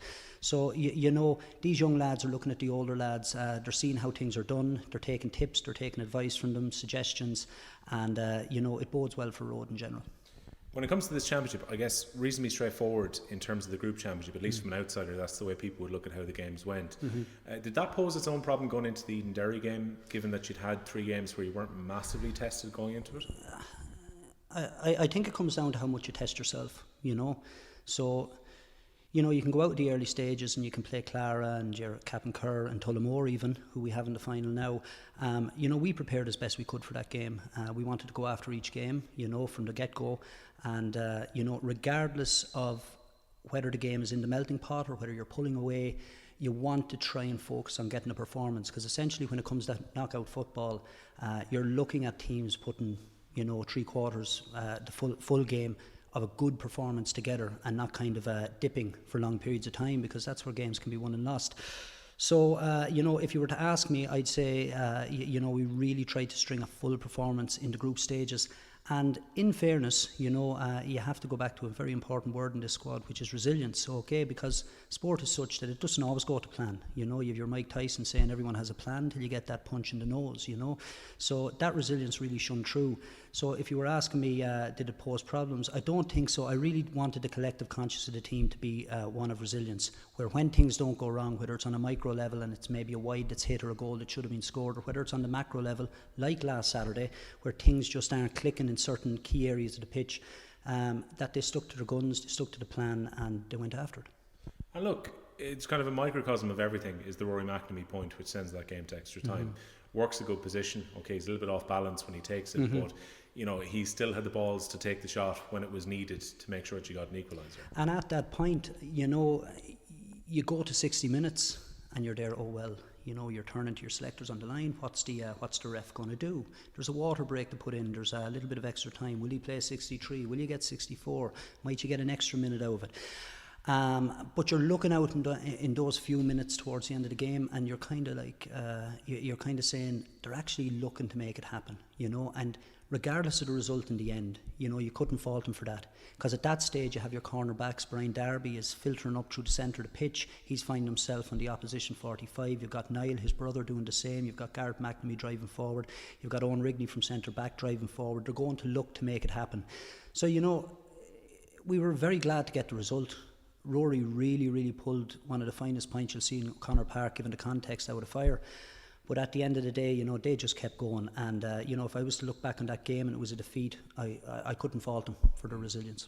And look, they showed everything about their skill in that first half of extra time too.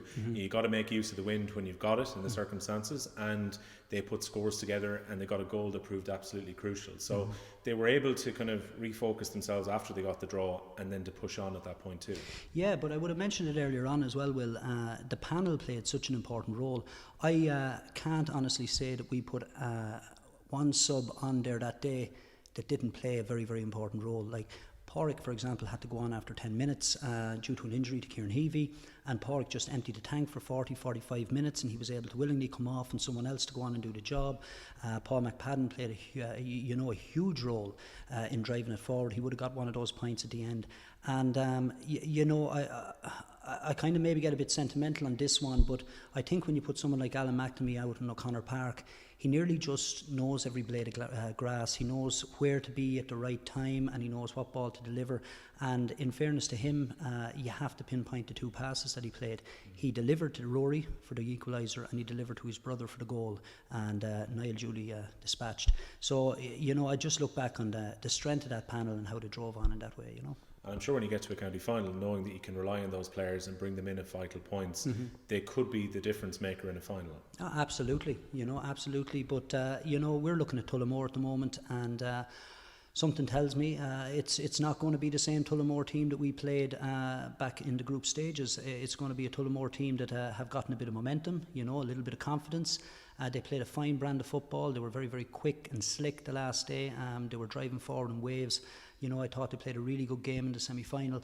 So we're going to prepare for them, and like any other game, we're looking back on maybe some of our deficits from the previous game. Not just that, what we did very well also, and try to put that into practice. We'll have a look at our panel, and myself, Anthony and Joe will do our best to put out the best team for the county final to give ourselves every chance of winning. And when it comes to your opponents, a lot's been made of the fact that they've reached this final with just one victory, and not too dissimilar to their hurlers 11 years ago who won a championship after I think just one win and one draw in the group stage to qualify. It doesn't matter how you get to a final, ultimately the fact that you get there. And from Tullamore's point of view, they had their safety net entirely taken away at the point that they lost to you in the championship in the second round. They've done a hell of a job to get to a final from that position. No, there's no doubt about it. You know, and you have to commend Tullamore again. They have shown great structure under their management going forward. You know, 2 defeats in the early stages of the group games. Anyone could have said they were out. You know, given what they were going into in the third game, but they knuckled down. They got the result over Clara, and you know, full credit to them, because you know I was at the game there on Sunday watching them play, and you know, for Man were county champions, and Tullamore looked every bit able for them. You know, it was a very, very even contest. So I suppose the momentum is with Tullamore. They're probably feeling that as well, but we'll do everything in our power to counter that. We're a couple of weeks away from the final as we speak tonight here in Rhode. Does it feel any different for you to be preparing for a final with a club that's not your own? See, I try to break it down, make it very black and white. It's very simplistic for me, you know. So I suppose I can kind of tunnel vision just the games that are gone and the games that are coming, you know. I suppose, you know, is there a lack of sentiment in relation to the fact that it's not my own club? I honestly believe that you can't really manage a club properly unless there's some sort of emotional attachment and trust that's built between management and players. So I wouldn't say it's much different, you know. It's not hugely different. You know, you try connect with the players, you try see what make them tick, and you try and bring them along and get the most out of them. That's what I would have done with my own club, you know, and it's not hugely different, Will, no. In terms of players, anyone I've spoken to recently, at least for Offaly, this championship is very different because they would previously have played a couple of rounds before inter-county, played inter-county, came back, finished the groups, and then have a longer kind of run to the final. This year's been shorter, just the nature of COVID-19 and everything else.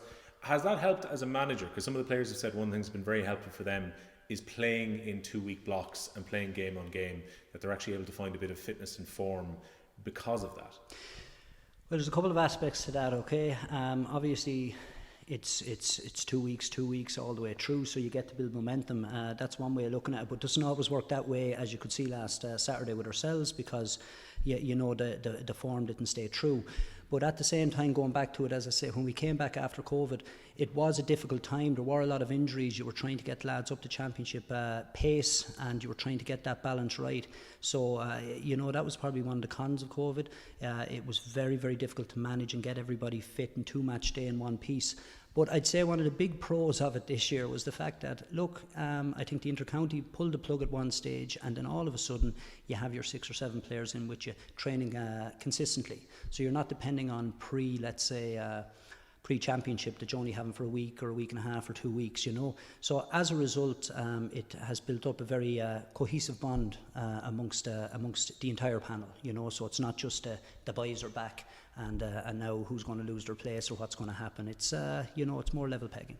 And as a club manager, I would imagine a break in the season or the split season that they're talking about is probably something you'd welcome then. Yeah, I wouldn't mind that at all, you know, but I suppose this is a good trial run for it, and just see how things work out.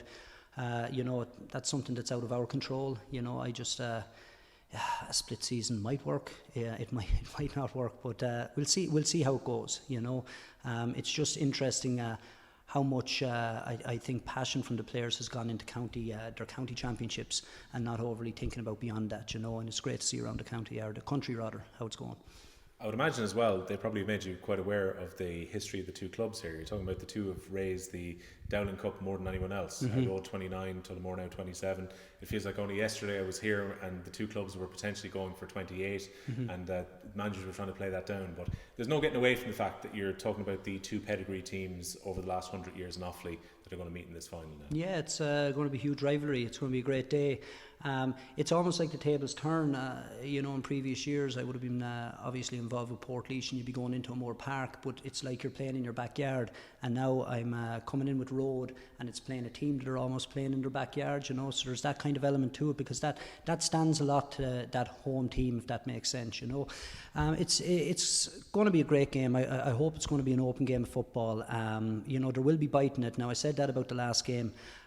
You know, I have a cousin from Offaly and he often reminds me that the daggers fly in O'Connor Park, and that it's a different kettle of fish when you're outside group stages and you're in dead out championship football and knockout championship football. So it's it's a game to look forward to. And I guess a little bit different to last year, where Pascal Keelan and Jack Cooney were preparing for a county final with a lot of injuries and a lot of concerns coming into it. You seem to be a bit better placed maybe than the way the team were last year going into the final, where you're not having to bandage a few players going up by the looks of it. Well, God will, you've got a good old insight there. You're going to give me the full injury. Well, if you're looking at it, Will, we had to use 22 players the last day, and if extra time was to come the next day, I'm pretty sure we'd probably have to use 20, 21, 22 players again. That's the way the game has gone. If you're getting the most out of your players, they're going hard, they're going fast, and they're giving you everything you have.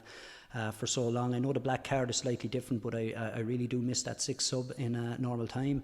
But because it's a great cushion to have. But this is a panel game. The lads are still in recovery this week, and that's about right given the exertions of the game on Saturday. So we'll wind them up now to this weekend, and we'll bring them back down, and we'll see how they're all set for the game. On a final note, before I let you go. Is practicing penalties at the end of training now becoming a more regular event, given Tullamore were telling me last week that they did put a little bit of thought into it, knowing the games were finishing on the day. Have the lads in Rhode been practicing penalties a bit more than usual? I'm sure there's a few lads that fancy themselves more than others at penalties. You might see a couple of small little penalty shootouts gathering from time to time before training and maybe at different points during the year. It's something that we will have a look at over the coming weeks. We have looked at, but only very briefly, mind you, over the past couple of months. But it's certainly a change. Someone said it to me the other day, Will, that it's no way to win a county final. I think it was in relation to the Tyrone county final. So nobody should go out in penalties and things like that. And when you think about it, the World Cup is that can be decided on penalties. The biggest competitions in the world are decided on penalties. So maybe it's the way forward. It's also something that you can train for. I know commentators love to say the lottery of penalties, but ultimately the team who are better prepared and who have the better penalty shooters and the people who show their nerve on the day are probably going to win. I mean, it rewards skill. It's a fair point. And all you have to do is look at last Sunday. I think was there 10 penalties converted, 5-5. The first 7 rounds were all converted. That was unbelievable stuff, and I did see the videos for it, and it was some shootout. Well, look, Malachy, thanks a million for talking to us, and best of luck getting ready for the final on Sunday week. Will, thanks very much as always. Okay, that was Malachy McNulty, already a man who's had so much success as both a player and a manager with Portlaoise, and both played and managed against Rhode, now in charge of the village ahead of this Sunday's county final. I also spoke to 2 of their key players coming into the decider, their vice-captain Gareth McNamee and captain for Rhode this coming Sunday, Niall Darby. Niall, I'll start with you.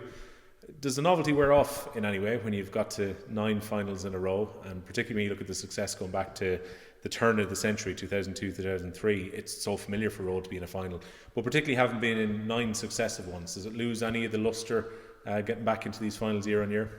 No, absolutely not. In fact, it's every one you reach, the satisfaction is nearly compounded with every one of them. They're not easily got to, so to get to 9 in a row is it's testament to the work that's gone on, for the last 20 years in Rhode.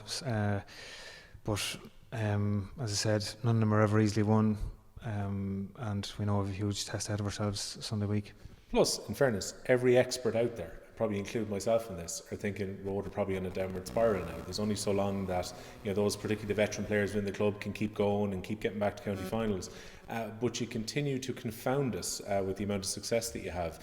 It's remarkable the achievement of such a small area to be able to continue to get to county finals year on year. Yeah, but I suppose like that every year a couple of young lads are brought on as well, and we've no distractions in Rhode from a point of view of other sports. So people that start to play football from a very early age generally tend to stay with it. And thankfully with the underage system we have here, there's a lot of good footballers produced, and getting them through to senior isn't really an issue, and they've a love for the game straight away, and I want to play for Rhode from an early age, and thankfully they follow through with that. As I said, a couple of young lads come through every year, but you have a mix of youth and experience there as well. Like you saw the job Alan McNamee did the last time when he came on, just absolutely incredible the way the man still holds himself. So between, as I said, that mix of youth and experience, it's a good place to be. Well, look, Alan McNamee has lifted more Dowling Cups than most clubs in the county have at this point. I think he's in the top 5 if he was just to be a club in and of himself. It is quite remarkable that he comes in, and the impact that he had when he came on in that semi-final against Edenderry. You're looking for a player to maybe force the agenda base, play a longer pass. He plays this laser pass into his brother, which leads to the goal. Yeah, that's. I talked to an Edenderry man in work the week a couple of days ago, which was a few days after the semi-final, and he said, I'm absolutely sick of looking at that ball from Alan McNamee into Niall McNamee and a goal.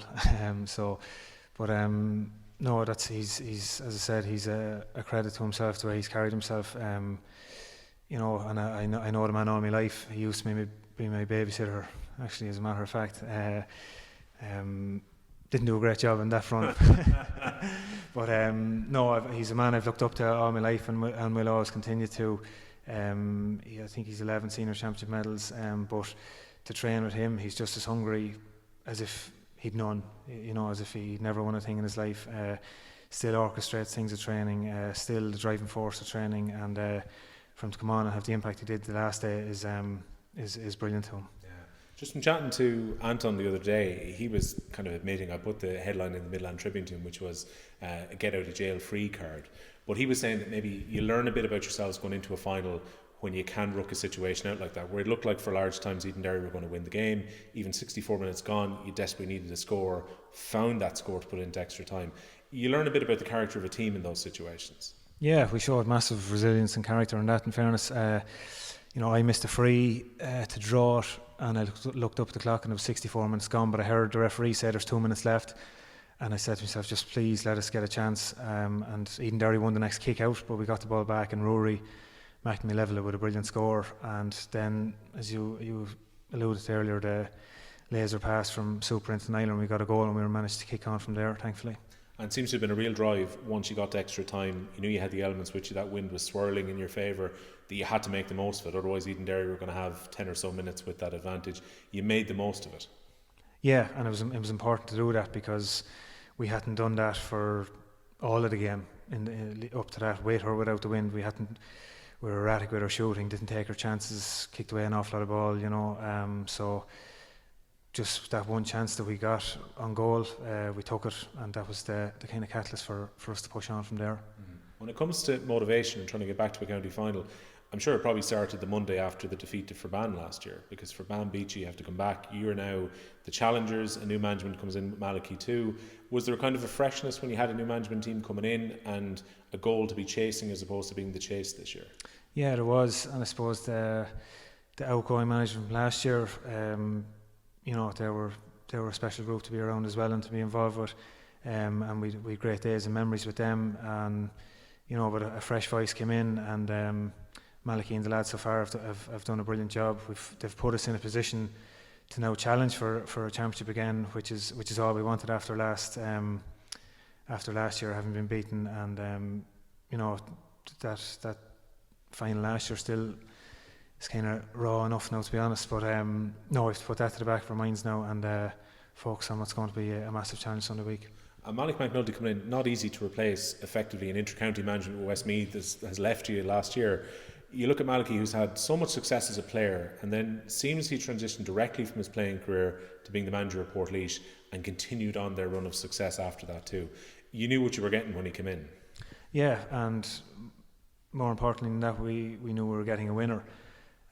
He's a man that he doesn't like to lose. You know, he's quick to tell everyone he won 10 championships as a player, 3 as a manager. So you know, he's been around a lot of success.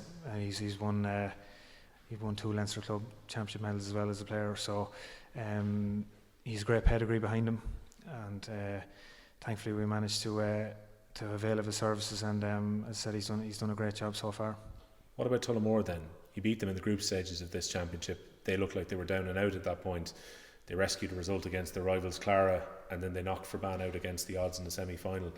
Hell of an achievement for them to get from that position with no safety net whatsoever into a county final. We talk about character of teams. That says a lot about them, doesn't it? Oh, huge, yeah. And if anyone reads anything into the group game that we played them on a Tuesday or Monday night in Gracefield, it'd be very, very foolish. And you know, the longer Tullamore teams are left in championships, you know, they're notoriously hard to beat in finals. That's why we're going to have to improve an awful lot on our performance from the last day. We know that won't be close to good enough to get over Tullamore, so it's going to be a huge challenge. But as I said, it's great to be in a position to challenge for a championship. And the argument to be as well, Niall, if you're going to be flat in a game, you'd rather be flat in a semi-final than in a final. Yeah, that's true, but I suppose a lot of that flatness was down to Edenderry as well. They didn't really let us play, and they have a very youthful team there and a good mixture of youth and experience, and they'll be a team to watch for the next number of years. Yeah, we're just having a chat looking back on it from last Saturday, and the feeling was, if you look at the age profile of that Edenderry team particularly, no great surprise when they had a few outstanding minors over the last few years. They're definitely a coming force within the county again.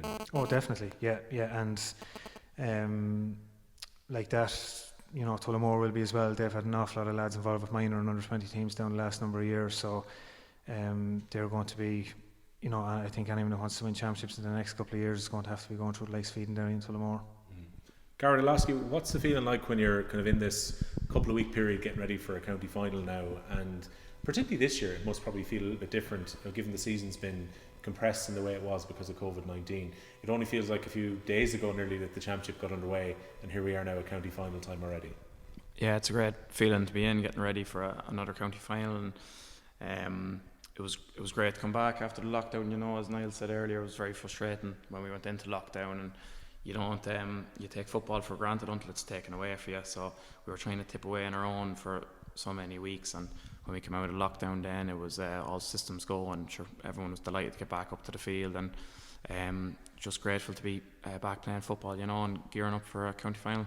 And I'd say, look, for a lot of people, there was that genuine concern that maybe the club season wouldn't even happen. And then when Offaly went into the localised lockdown for a while, we really wondered if it was going to get finished in time. It's probably a relief just to be able to get these games every couple of weeks now.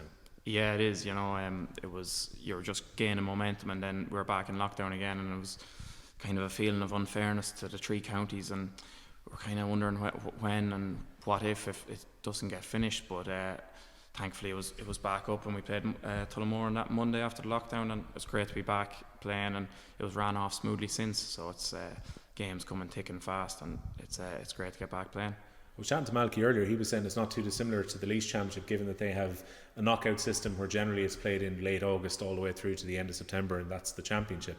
It's a bit different for Offaly this year, though. Normally you would have had one or two run-outs back in April or May, and then inter-county breaks off, and then you're back again, and it's a couple of seasons almost rolled into one. Has it been enjoyable as a player to be able to at least be able to break this into a 6-7 week period and have your championship played in that? Yeah, I thoroughly enjoyed this year. You know, you had the likes of Niall and all the inter-county boys with you the whole year basically, and you weren't stopping and starting and playing a game in April and then have a completely different team the next round in July when the championship gets rolled out. But it was great to get that momentum and a bit of you know, continuity as well within the team, and yeah, it was enjoyable, this format. Now I'd be a fan of that going forward, you know, so getting the championship done in every 2 weeks, prefer that now this year. Yeah, we've talked a lot obviously about the semi-final against Edenderry, but understandably there's going to be talk about it because it was so dramatic. That kind of little bit of bite and steel that's needed to get through a semi-final, is that something that could potentially be very useful in a final, that you can draw upon what you had to do, particularly in the late stages of that semi-final last weekend? Yeah, I think we found out a lot about ourselves last Saturday. It was a 64th minute, as Niall said, that, and we're still in the game, you know, and we're kind of thinking just let us get that ball, and we get one more chance at it. And as you said, Super comes up again and kicks that ball in from whatever it was, the laser as they were calling it earlier. But it's just, you know, that'll stand to us, of course, and we know what happened in the other semi-final, but it goes to show how strong the Offaly Championship is. 4 teams, nothing between them, you know, and that's a very, very strong Edenderry team, likewise with Tullamore. So we're grateful just to be gearing up for a final Sunday week and not to be going through a long winter again, you know. I'll be careful how I phrase this so I don't get in trouble with him, but given his advancing years, does Alan still take as full a part in all the training, everything that happens, or is he indulged a little bit, given that, you know, it would be understandable if he was able to take it a bit easier? He wouldn't be going in half-hearted up at training anyways, you know. You'd be kind of looking to dodge him up there. He'd be going like a train, so as Jody Gunnan would say. But no, he's still, I don't know how the man does it with all the county medals he has. He still goes as if he has none, you know. He's 100% every night of training. There's no wrapping him up in cotton wool, and I'd say if you tried to wrap him up in cotton wool, you'd get an elbow or something like that, and that's not something I'd like to get off the man. That's some of the romance, isn't it, about club football though? You get guys who are at the very outset of their adult career will come in and take a place in the panel, and people who've given over a decade of experience and service to their club will still be around trying to win more county medals. Yeah, it's testament to the club really. There's a great atmosphere around, and you breed success, and the youth come in and they get a kick off that, and they want what the supers and the Nilers and the lad beside me, they want what they have, you know, and that's what drives everyone on, and everyone's as hungry as ever. It's like we're going for our first championship over and over, because when you go back to training that year, you're not really the champion, you know, you're going for that title again. And I know after last year with Forban, it was a long winter, and I couldn't wait to get back training. But I know it's in the freezing cold, and as it was this year, the frosty pitches, but I just couldn't wait to get back for 2020. Yeah, I think it's on those moments the championships are built. Niall, can I just ask you about Offaly coming back? Kind of obviously the lads are back training. I think their first proper session with John Mon was the week just gone. You have to push it back by a couple of weeks before you go back in. But how are you feeling about this kind of very short preparation window that Offaly are going to have? Because you know the middle of next month and those last two league games are going to come around very quickly. They will, yeah. But I suppose it's a nice complaint to have that you've games to look forward to as opposed to having absolutely nothing. It was looking that way a couple of months ago that absolutely nothing got played, but Offaly went back last night. I can picture John on the way down from Castlebar with a big grin on his face going down to Kilcormac, getting ready to train, and probably he went up and down 3 times last weekend, so he's very quick to stress that too. Yeah. Anyway. And the wetter and the dirtier the night, I'd say John would enjoy it more. So no, it's great. It's I think from the county finals the 4th of October, and Offaly play Tipperary in the next league game on the 18th. So exactly 2 weeks. That'll be a very quick turnaround. But as I said, it's nice to have that to look forward to, and it's just more or less games from here on into the end of the year. You know, as soon as we play Tipperary, it's the following week is against Derry, and the following week's the first round of the championship, and anything after that that happens. So I suppose it's nice to just have games to look forward to as well. Yeah. Does it feel like a slightly different year? I mean, naturally it has to, given the way 2020 has gone, but the idea that you're going out there and effectively it's do or die every single game you play between now and the end. Like realistically, you need a result against Tipperary or Derry to ensure that you're in Division 3 for next year, and then win or lose the Carlow game, that's going to define how long you play in the championship. That's it, yeah. We definitely need a result from one of those games. Be great to get 2 of them if possible. You know, the Tip game will be especially tough, seeing as the likes of Michael Quinlivan that came back and a few others that came back. But I suppose that's further to think for down the line. It'll be strange to play such games of such importance in October and hopefully going into November then. Well, it was also camogie final weekend in Offaly, and the title, St Rynagh, now 4 seasons in a row, Joe, that they've won the championship. And I remember a time when Rynagh couldn't get a breakthrough, and they were watching your club Drumcullen winning titles. They were watching Shinrone's dominant period in particular. They had a year where they looked like they were about to get there, and Birr bang in a goal in the semi-final in the 67th minute, 7 minutes into injury time, broke their hearts, and Birr go on to win their maiden title. Rynagh then had to regroup and become champions 4 years ago, and they've had just this remarkable journey. You were doing their All-Ireland final last year where, God, for large stages of that game it looked like they were going to beat Galtire and be crowned All-Ireland champions, but they've run off a couple of Leinster intermediate crowns in recent seasons, now 4 Offaly titles in a row. Rynagh are building a bit of a dynasty here. Oh, they are an incredible group of ladies, in fairness. There's a great spirit down there. Anytime we've gone down for preview nights, be it up before the All-Ireland, be it just media nights and stuff, they're always very open and honest. They're a fun group of girls. There's a lot of good people down there in St Rynagh's Camogie Club. And look, I was probably, to an extent, reared on Camogie success. As you said, it was Drumcullen, Shinrone, Drumcullen. Drumcullen do a lot of titles in a row. Then Shinrone broke that stranglehold. They looked like they were going to dominate. And then, you know, you had the title from Birr to come in, but St Rynagh have been the coming force. You know, they experienced a lot of hurt before they got over that hurdle. You know, beaten maybe controversially in a semi-final. You know, they had a lot of I can say as a Birr person, it was massively controversial. Yeah. They felt that game was over multiple times in injury time, and you just wondered if there was going to be one more chance. And then it's a swing and a hit, a goal out of nowhere, and they're beaten in a semi-final. I think they probably would have went on and beat Tyrone in that final. But the hurt of it ended up becoming a big motivating factor for the run they're currently on. It has, and the huge servants, like from the likes of Elaine Sullivan, was probably one of their most experienced, and maybe doesn't get the credit that Linda gets from being, you know, a county stalwart and, you know, playing with ladies football as well. But Elaine Sullivan has been a real linchpin of that. She was captain last year, or sorry, Emma Corcoran was captain last year. But the likes of those girls have huge experience. You know, you have the likes of the Kate Kenny, Siobhan Flannery's, Linda with so much county experience, Mairead Daly now back into it, and like even Grainne Dolan, the captain, like last year, she really took the game by the neck up in Croke Park. Got one of the best scores I've seen, not just camogie, but up in Croke Park. She, you know, fetched the puck out, launched over huge effort, and a hugely popular character down in St Rynagh.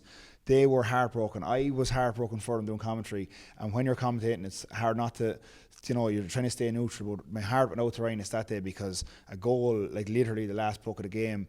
But I did say that day they will be back. Their hardest battles are always in Offaly, you know, and they have Shinrone breathing down their neck, they have Birr, but the pace they have in attack, the togetherness, and when you get a bit of motivation, a bit of success, and then you start to get, you know, a run at these games, St Rynagh are always going to be feared now in Leinster. And I think, and look, you're not going to put the ass before the cart and go with wild predictions, but I think sooner rather than later Rynagh will get an All-Ireland success. If it happens this year, and we don't know what's going to happen with the COVID in terms of how the Leinster and All-Ireland champions are going to play out the next couple of years, but I think if Rynagh can get back, navigate their way through a Leinster campaign, I think it's only a matter of time, because Galcheer's story could become St Rynagh. They, of course, were beaten the year before. They beat Rynagh in a snatch and grab, but I just think it's a fantastic achievement. As I said, the camogie in Offaly is extremely competitive now.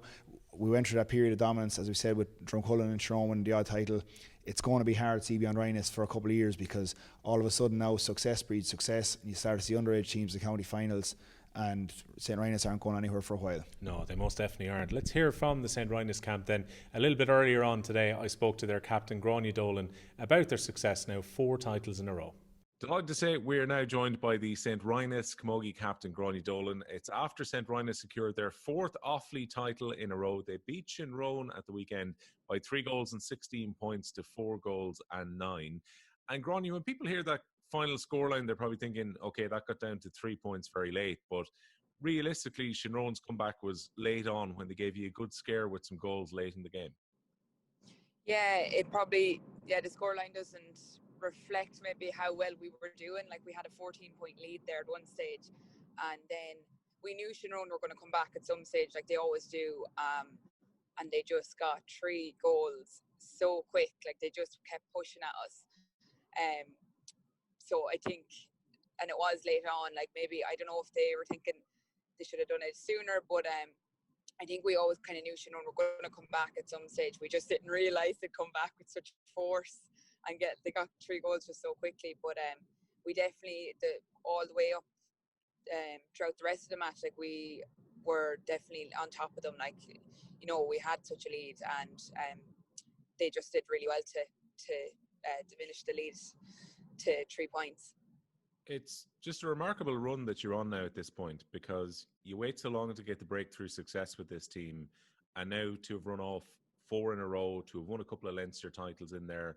Okay, I guess the All-Ireland last year is the one disappointment of this run, but it's a remarkable little period of success that you've put together now in pretty short succession with the club. Yeah, it's incredible to be part of. Like, to actually get to Croke Park last year, like that's stuff of dreams. Like, it's what everyone hopes to achieve, like to get there. I know, as you said, it was disappointing we didn't win, but still to get there was amazing. Like, we have, when we won our first county title 3 years ago, we had Albert and Roy with us, and they put in serious work.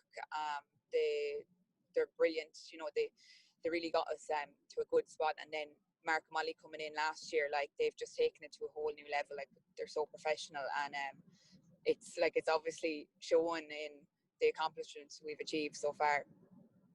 Mark was saying on the radio at the weekend too that the hurt of last year and what happened against Galtier was a massive motivator when it came to getting back and getting training, because it's not easy for any team to have to go all the way around the clock and go into the spring of the next year with their season, get to an All-Ireland final, not taste the success, and then have to turn around. And in this COVID year, having to kind of condense the championship into a short period of time too. But there's probably no better motivator than to try and get back to Croke Park again, having had a taste of it last year.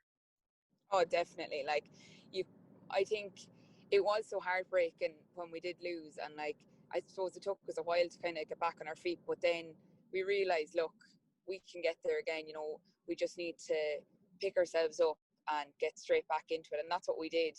And it was when COVID hit, it kind of, we were like, oh, kind of put a bit of a dampener on it. Like, you know, we had such a good run going with trainings and stuff. So we had to start doing our own individual trainings. But as soon as we got back to the group sessions, like, it was intense from the start. Like, you know, there was no stopping us. The only benefit, I guess, with the break with COVID, it meant some of the players who were carrying injuries and dings and bangs and everything else were able to come back. And, you know, Mairead Daly, who we spoke to on the show last week, scores a goal and a point in that final.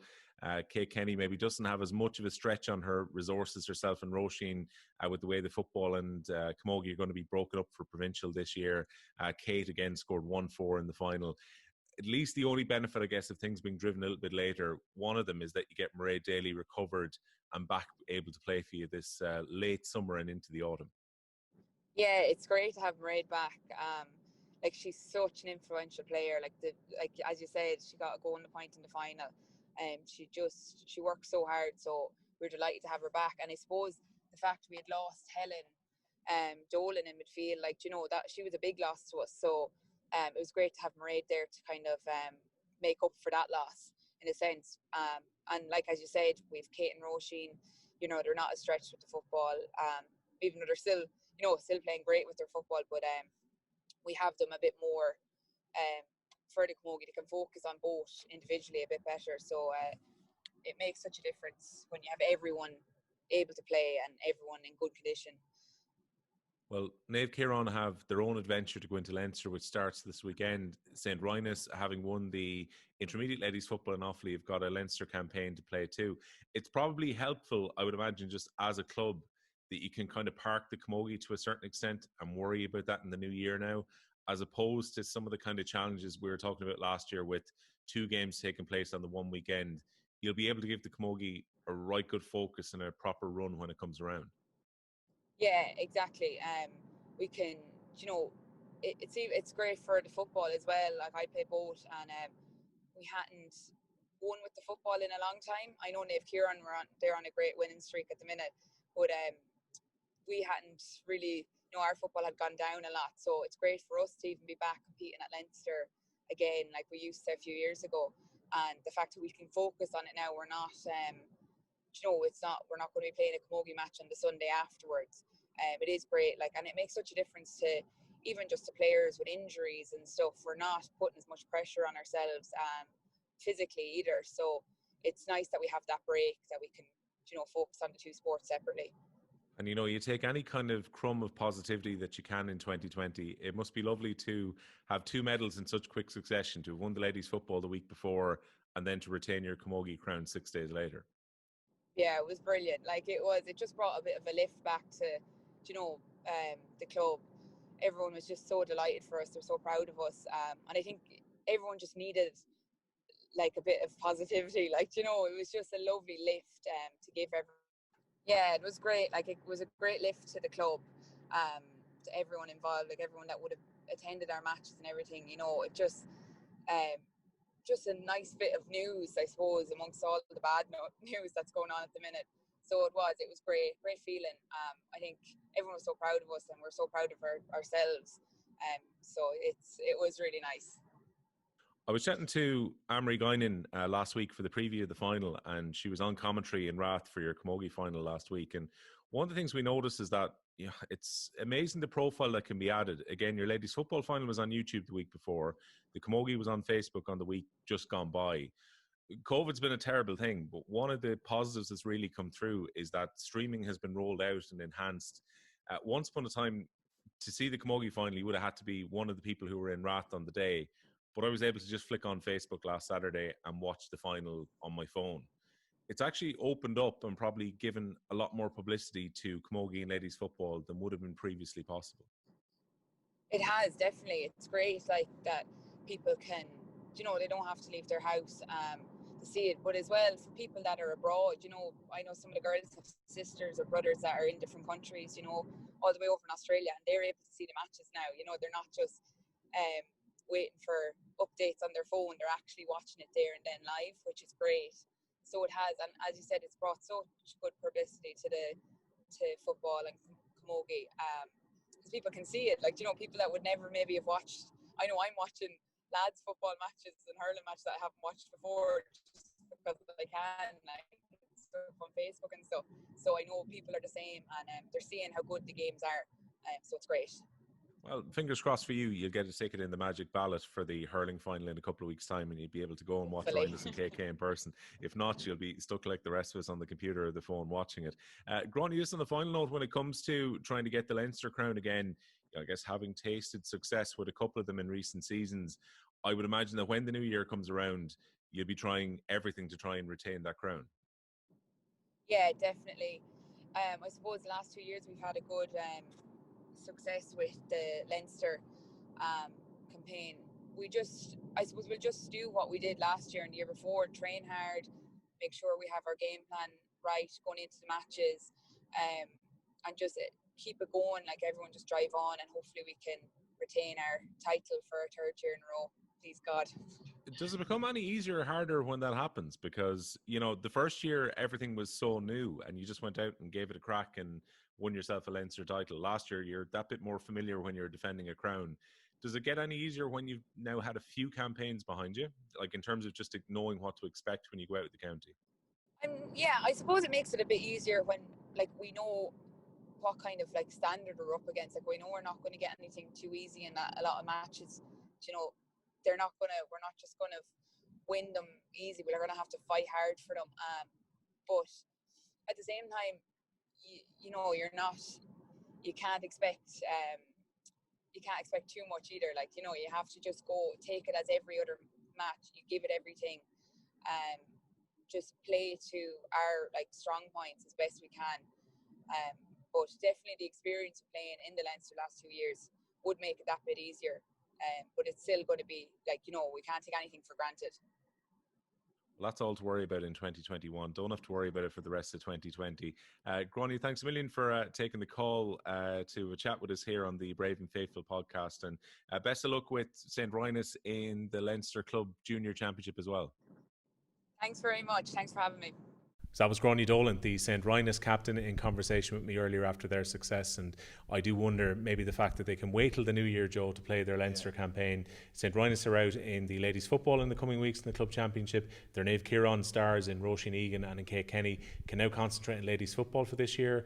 No doubling up in terms of 2 games on the one weekend, and Rynagh should have a clean run when that camogie comes around. It was a busy weekend outside of Gaelic games. Understandably, this week's pod is fairly GA focused given its county final season. But unfortunately, we talked about Shane Lowry. It was always going to be difficult to find for him at the Irish Open, because I was covering the press conference for Off the Ball on Wednesday, and Shane had mentioned that he got back home from America on Monday. Understandably, went straight from the airport to see his wife and to see his daughter Iris. Had a couple of days with the family before he travelled up to Galgorm Castle. So not ideal. You're dealing with the jet lag of the change of time zone. You've just seen your family for less than 48 hours before you're back on the road to make no stops between there and Ballymena to go to the golf course. Didn't get a huge amount of practice time before Galgorm. It wasn't the course you would have been planning for the Irish Open, because it would have been Mount Juliet. And he just never really got going over the 2 days. Left himself with a bit of work to do after day one, but then missed the cut. Yeah, but look, I suppose when you really boil it down, Shane Lowry's human as well. We spoke, sometimes both the media and the general public can be unfair on, international stars on this stage, or they're well paid for it. Well, you have to make your own career. Like, it's not like in the Premier League where you're given the wages every week. Shane Lowry has to go out and win those tournaments or finish high up to make his living, and we're all delighted he's been so successful. But he has to get back, see his family. He's had a long extended period of play there. He's gone through rigorous COVID testing in terms of over in the States. And of course, since the Open win, his schedule and his workload and maybe his media appearances and everything have doubled. And while it's been a hugely successful year for him and something that he'll always look back on as, his greatest ever year maybe, it becomes very, very hard to keep that energy up. You welcome his break and you'd wish him like a full recovery now and just get 5-6 weeks of chilling out, relaxing with the family, seeing a couple of his mates. And, he's had a long season. I think he was probably running on empty, being honest, coming over. Long travel, long interrupted season without getting home and getting back to play in Europe a bit more and the distractions with COVID. I think now he'll come back a refreshed player. He'll probably down tools for, Shane Lowry. He's taken 5 weeks off. Yeah, but Shane Lowry might take 5 weeks off in terms of professional play, but I guarantee you'll see on Instagram in the coming days Shane Lowry being a golf course in Ireland because he's obsessed with the game and actually playing. So he'll probably meet some of his mates, some of maybe his fellow caddies and stuff that he pals around with. We often see Stephen Grant himself, playing in a couple of practice games against some other pros, and I'd say that'll continue for Shane. But I just think being at home, getting refreshed, seeing his own people, and of course number one his family. I hope he enjoys his time. He'll have a bit more time to work with his irons, and of course the new golf club's in his bag. But he said he was comfortable with his game. But look, sometimes you can just go out in tournaments, you don't get the breaks, you start that bit worse for wear, and there's a lot of pressure on Shane when he comes to the Irish Open because it's a tournament he so loves. And I would have spoken to people that are big golf followers in the likes of Birr and in the likes of Tullamore, and they would have said that there's so much love for Shane Lowry. McIlroy doesn't always come back and play. Graeme McDowell didn't come back and play in Northern Ireland. Shane Lowry says he can see himself here for the next 30 years. So I think once he gets his break, Shane will look to the season ahead. The other thing as well, Shane Lowry is a winner. This is sometimes forgotten when people remember, the nice guy, and they remember being so happy for him with the celebrations after the Open last year. Shane Lowry hates losing, and understandably, he can get very frustrated at himself. And I think one of the things that Shane does, he cares a remarkable amount about the Irish Open. You mentioned, and he said it during the week too, he could never imagine a scenario, unless he was injured or there was some reason he couldn't play, that he wouldn't want to play the Irish Open, the tournament where he had his breakthrough success. And I remember chatting to him in Ballyliffin 2 seasons ago, when unfortunately his third day didn't go the way he wanted. He wanted to get back into contention, didn't play well in Donegal, and he cut a massively frustrated figure and was very hard on himself. This is the thing about Shane. He is a fantastic player, and sometimes it's that kind of human side that people miss out on, that golf is the most frustrating game possible if it's not going your way. And this is a time when he's, I think with the exception of the driver, pretty much the rest of his bag has changed over the last month. Yeah, and look, Will, if me and you go in and play 9 holes or 18 holes, and I like to play a bit of golf, you think you have it mastered and say, Lord, this is getting easy. Next thing, the next 4 holes, 9, 7, 8, want to throw the clubs out the window going home. It's a hugely frustrating game, but I wonder does Shane, and he probably, of course, does realise it, but what he's given us supporters, because look, if someone in Offaly took up a game of marbles and won the World Championships, we'd all be marble supporters. But I often joke with my friend, Shane Lowry probably gave us one of the greatest nights ever in Clara last year. I was lucky enough to be at the All-Ireland final in 98, but at 10 years of age, you don't get the adult side of it, going out socialising and stuff.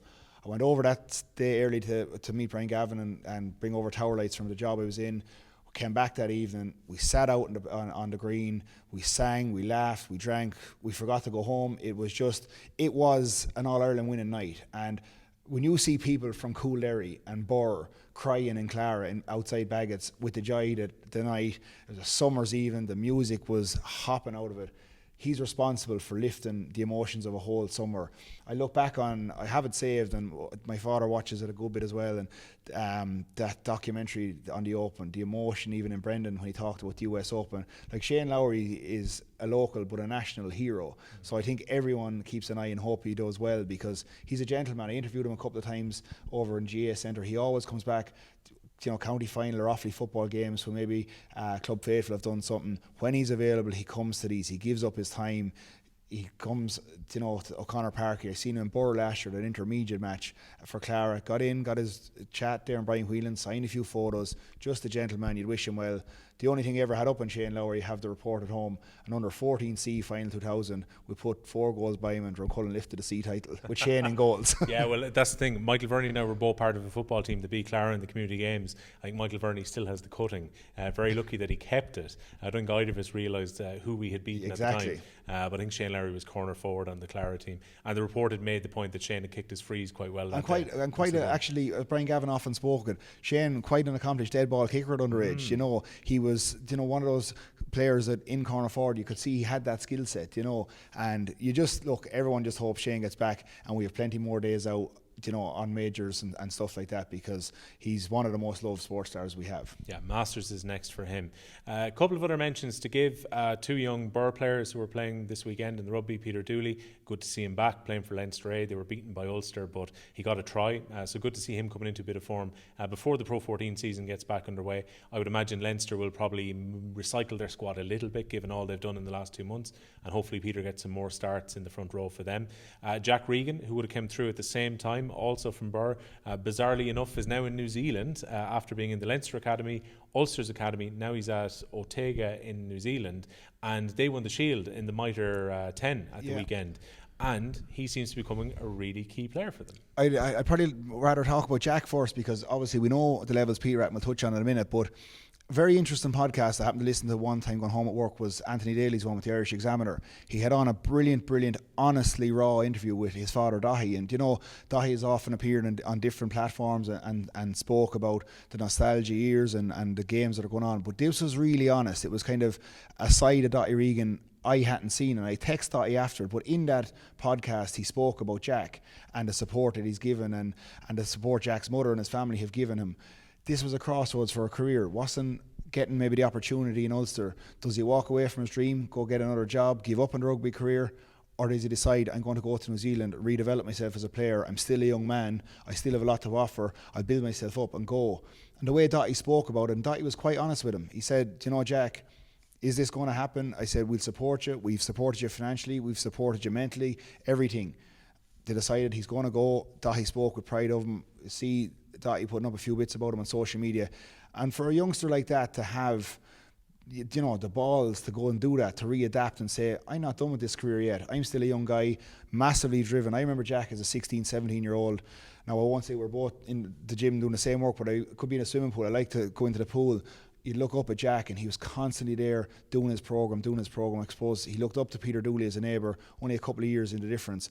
I think what Jack is doing, I hope it works out for him, that he goes, gets his experience, grows as a man, you know, grows as a player, comes back to Ireland, because you know yourself, a lot of the rugby careers, like Peter Dooley, you could be 27, 8, 29, again, you really get your chance. And I think the experience and the life experience that's coming to Jack Regan now, that'll pay off. And look, Peter Dooley will touch on now, two hugely proud Birr people, and you know, you can speak about Peter Dooley and what he's after doing, but I think, you know, in their own ways their careers might just entangle again sometime. Yeah, well, hopefully. It's a very unusual competition that Jack Regan has won too. So his team beat Taranaki. It's for the Ranfurly Shield, and the thing about it is, it's kind of like a winner stays on style scenario. So you play these challenge games against your rivals, and what happens is you have to win it from the team who are currently holding the shield. So you effectively go to their ground, steal the shield away from them, and then you defend it against your rivals the next time round. It's basically the Mario Kart of New Zealand rugby.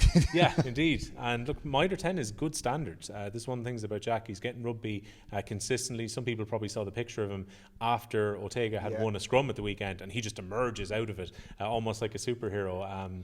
But again, 2 lads who've had a very kind of unconventional route into rugby. You know, 2 lads coming from a town where rugby is not the kind of number one sport, and here they are now both making professional careers for themselves. Yeah, and like particularly Peter's case is probably interesting, because obviously if Peter Dooley decided to put himself on the market and say, I'll go to a Connacht or an Ulster or even overseas, he'd be snapped up. But there's a serious reluctance from Leinster to say, Peter, I think your best rugby lies elsewhere. There's a massive belief. You have to remember, and I often say it to people that don't really understand fully what way the rugby system works. Keane Healy is Healy's in the way. And you know, you're talking about world class hookers in front of Peter Dooley. You know, they're Irish, they're Lions, and he's had to wait there against a world class, you know, scrum. And there comes a time where Peter Dooley now has served his apprenticeship time and time again. He's captained the Leinster A's at a different stage. He's ran in tries. He's had good campaigns at times in the Pro 12. I think the next 18 months are probably huge for Peter Dooley because he has a great career up there, but players aren't maybe comfortable to sit in their career. They want to be in that limelight. And there will be a new wave of Leinster talent coming because we've seen Rob Kearney's going to be leaving, Cian Healy's not going to be there forever, the likes of Sean Cronin, these guys. There's a certain lifespan in that front row. And I think Peter Dooley, his best years are still ahead of him because, as we said, for a prop, when you come to 27, 28, 29, that's when we've seen them at their best. Yeah, it doesn't help that Andrew Porter can play at 3 and at 1, which is always unhelpful when you're in that kind of depth chart to try and catch up with them. But again, sometimes players have to move around. Tom Daly, one of his best mates, went to Connacht last season and has flourished by getting a bit of extra rugby. I get the feeling though Leinster probably want to keep Peter around as a bit of cover for the front row. Elsewhere in the weekend just gone by, I know we're kind of going back to Gaelic games here slightly, but 2 big announcements that were made. Rapid testing for COVID-19 is a big change in position by the GAA. I get the feeling they're determined now, despite all the talk of levels and level 3 and what could happen in 4 and 5, that these championships are going to be completed and played this year. That's not without its controversy in Offaly in the weekend just gone by, though, because a lot of Edenderry people were unhappy that their parish team were going to be eliminated from the under-20 football championship. Then all underage fixtures were pulled because of the increase in cases. We see what's happened in Longford. Their 2 semi-finals were cancelled on the weekend just gone by. The Ulster Club Ladies Football Championship was pulled. It's just that reminder that COVID-19 is still there in the background and it could still play havoc with sport despite the calendar that came out on Friday for the inter-county season. Yeah, look, I suppose when you're involved in a county board, you're up there for criticism, but I think there was an initial, I said something big is after happening because I came off my lunch break in Midlands 103 and my phone was kind of flooded with notifications like yours, and there were irate Edenderry supporters. But you kind of just have to take a step back and be calm and say, right, what is the situation here? Offaly GA had to rethink on their feet because it was probably maybe a bit quick to just not let Edenderry fulfil their fixture. They then went and suspended all fixtures until today, and there's a review meeting tonight, I think, here in the grounds at some stage. But I think it was good maturity and good leadership because I don't think at any stage Offaly want for any team to have to withdraw from the championship due to COVID. We've been very strong as a county on this. Our clubs have been exceptionally strong on it as well. I've been around the grounds. I've been one of the fortunate few, like yourself and a few more journalists to get in and have access to these matches, and we're grateful for that. But when I go to the grounds, it's very well marshalled. I was here yesterday. There was a good atmosphere for 200 people at it.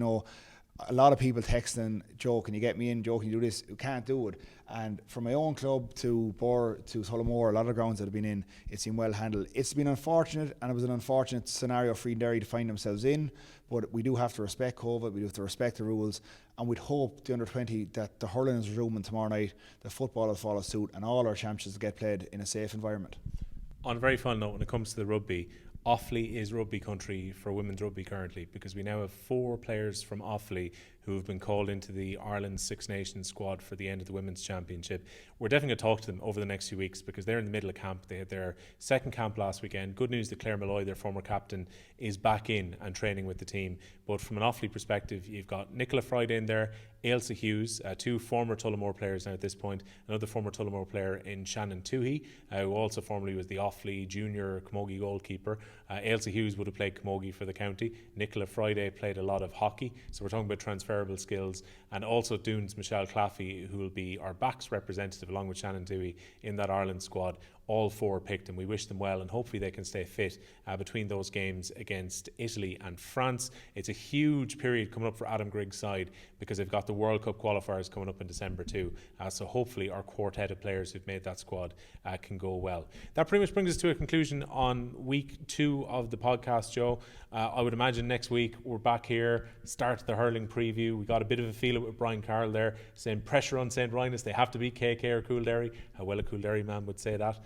In order particularly a man that has under 12 medals with St Rynagh, of course, we'll have to give him back because the Rynagh, I'll give him that one. But look, it's been a huge, as you said, GA show this week. We're coming into the closing stages of both championships, and we'll have a couple of surprises for you in the coming weeks. We have some live stories, we have some novelty guests, I suppose, lined up and stuff. We will be covering all sports, and again, we'd ask you for your feedback. We'd ask you to like, share, and join and interact with the podcast because look, this is the reason we started this. We love conversing about sport. We love our county. And, we encourage people to get involved in whatever way you can with us. Easy there, John Milan.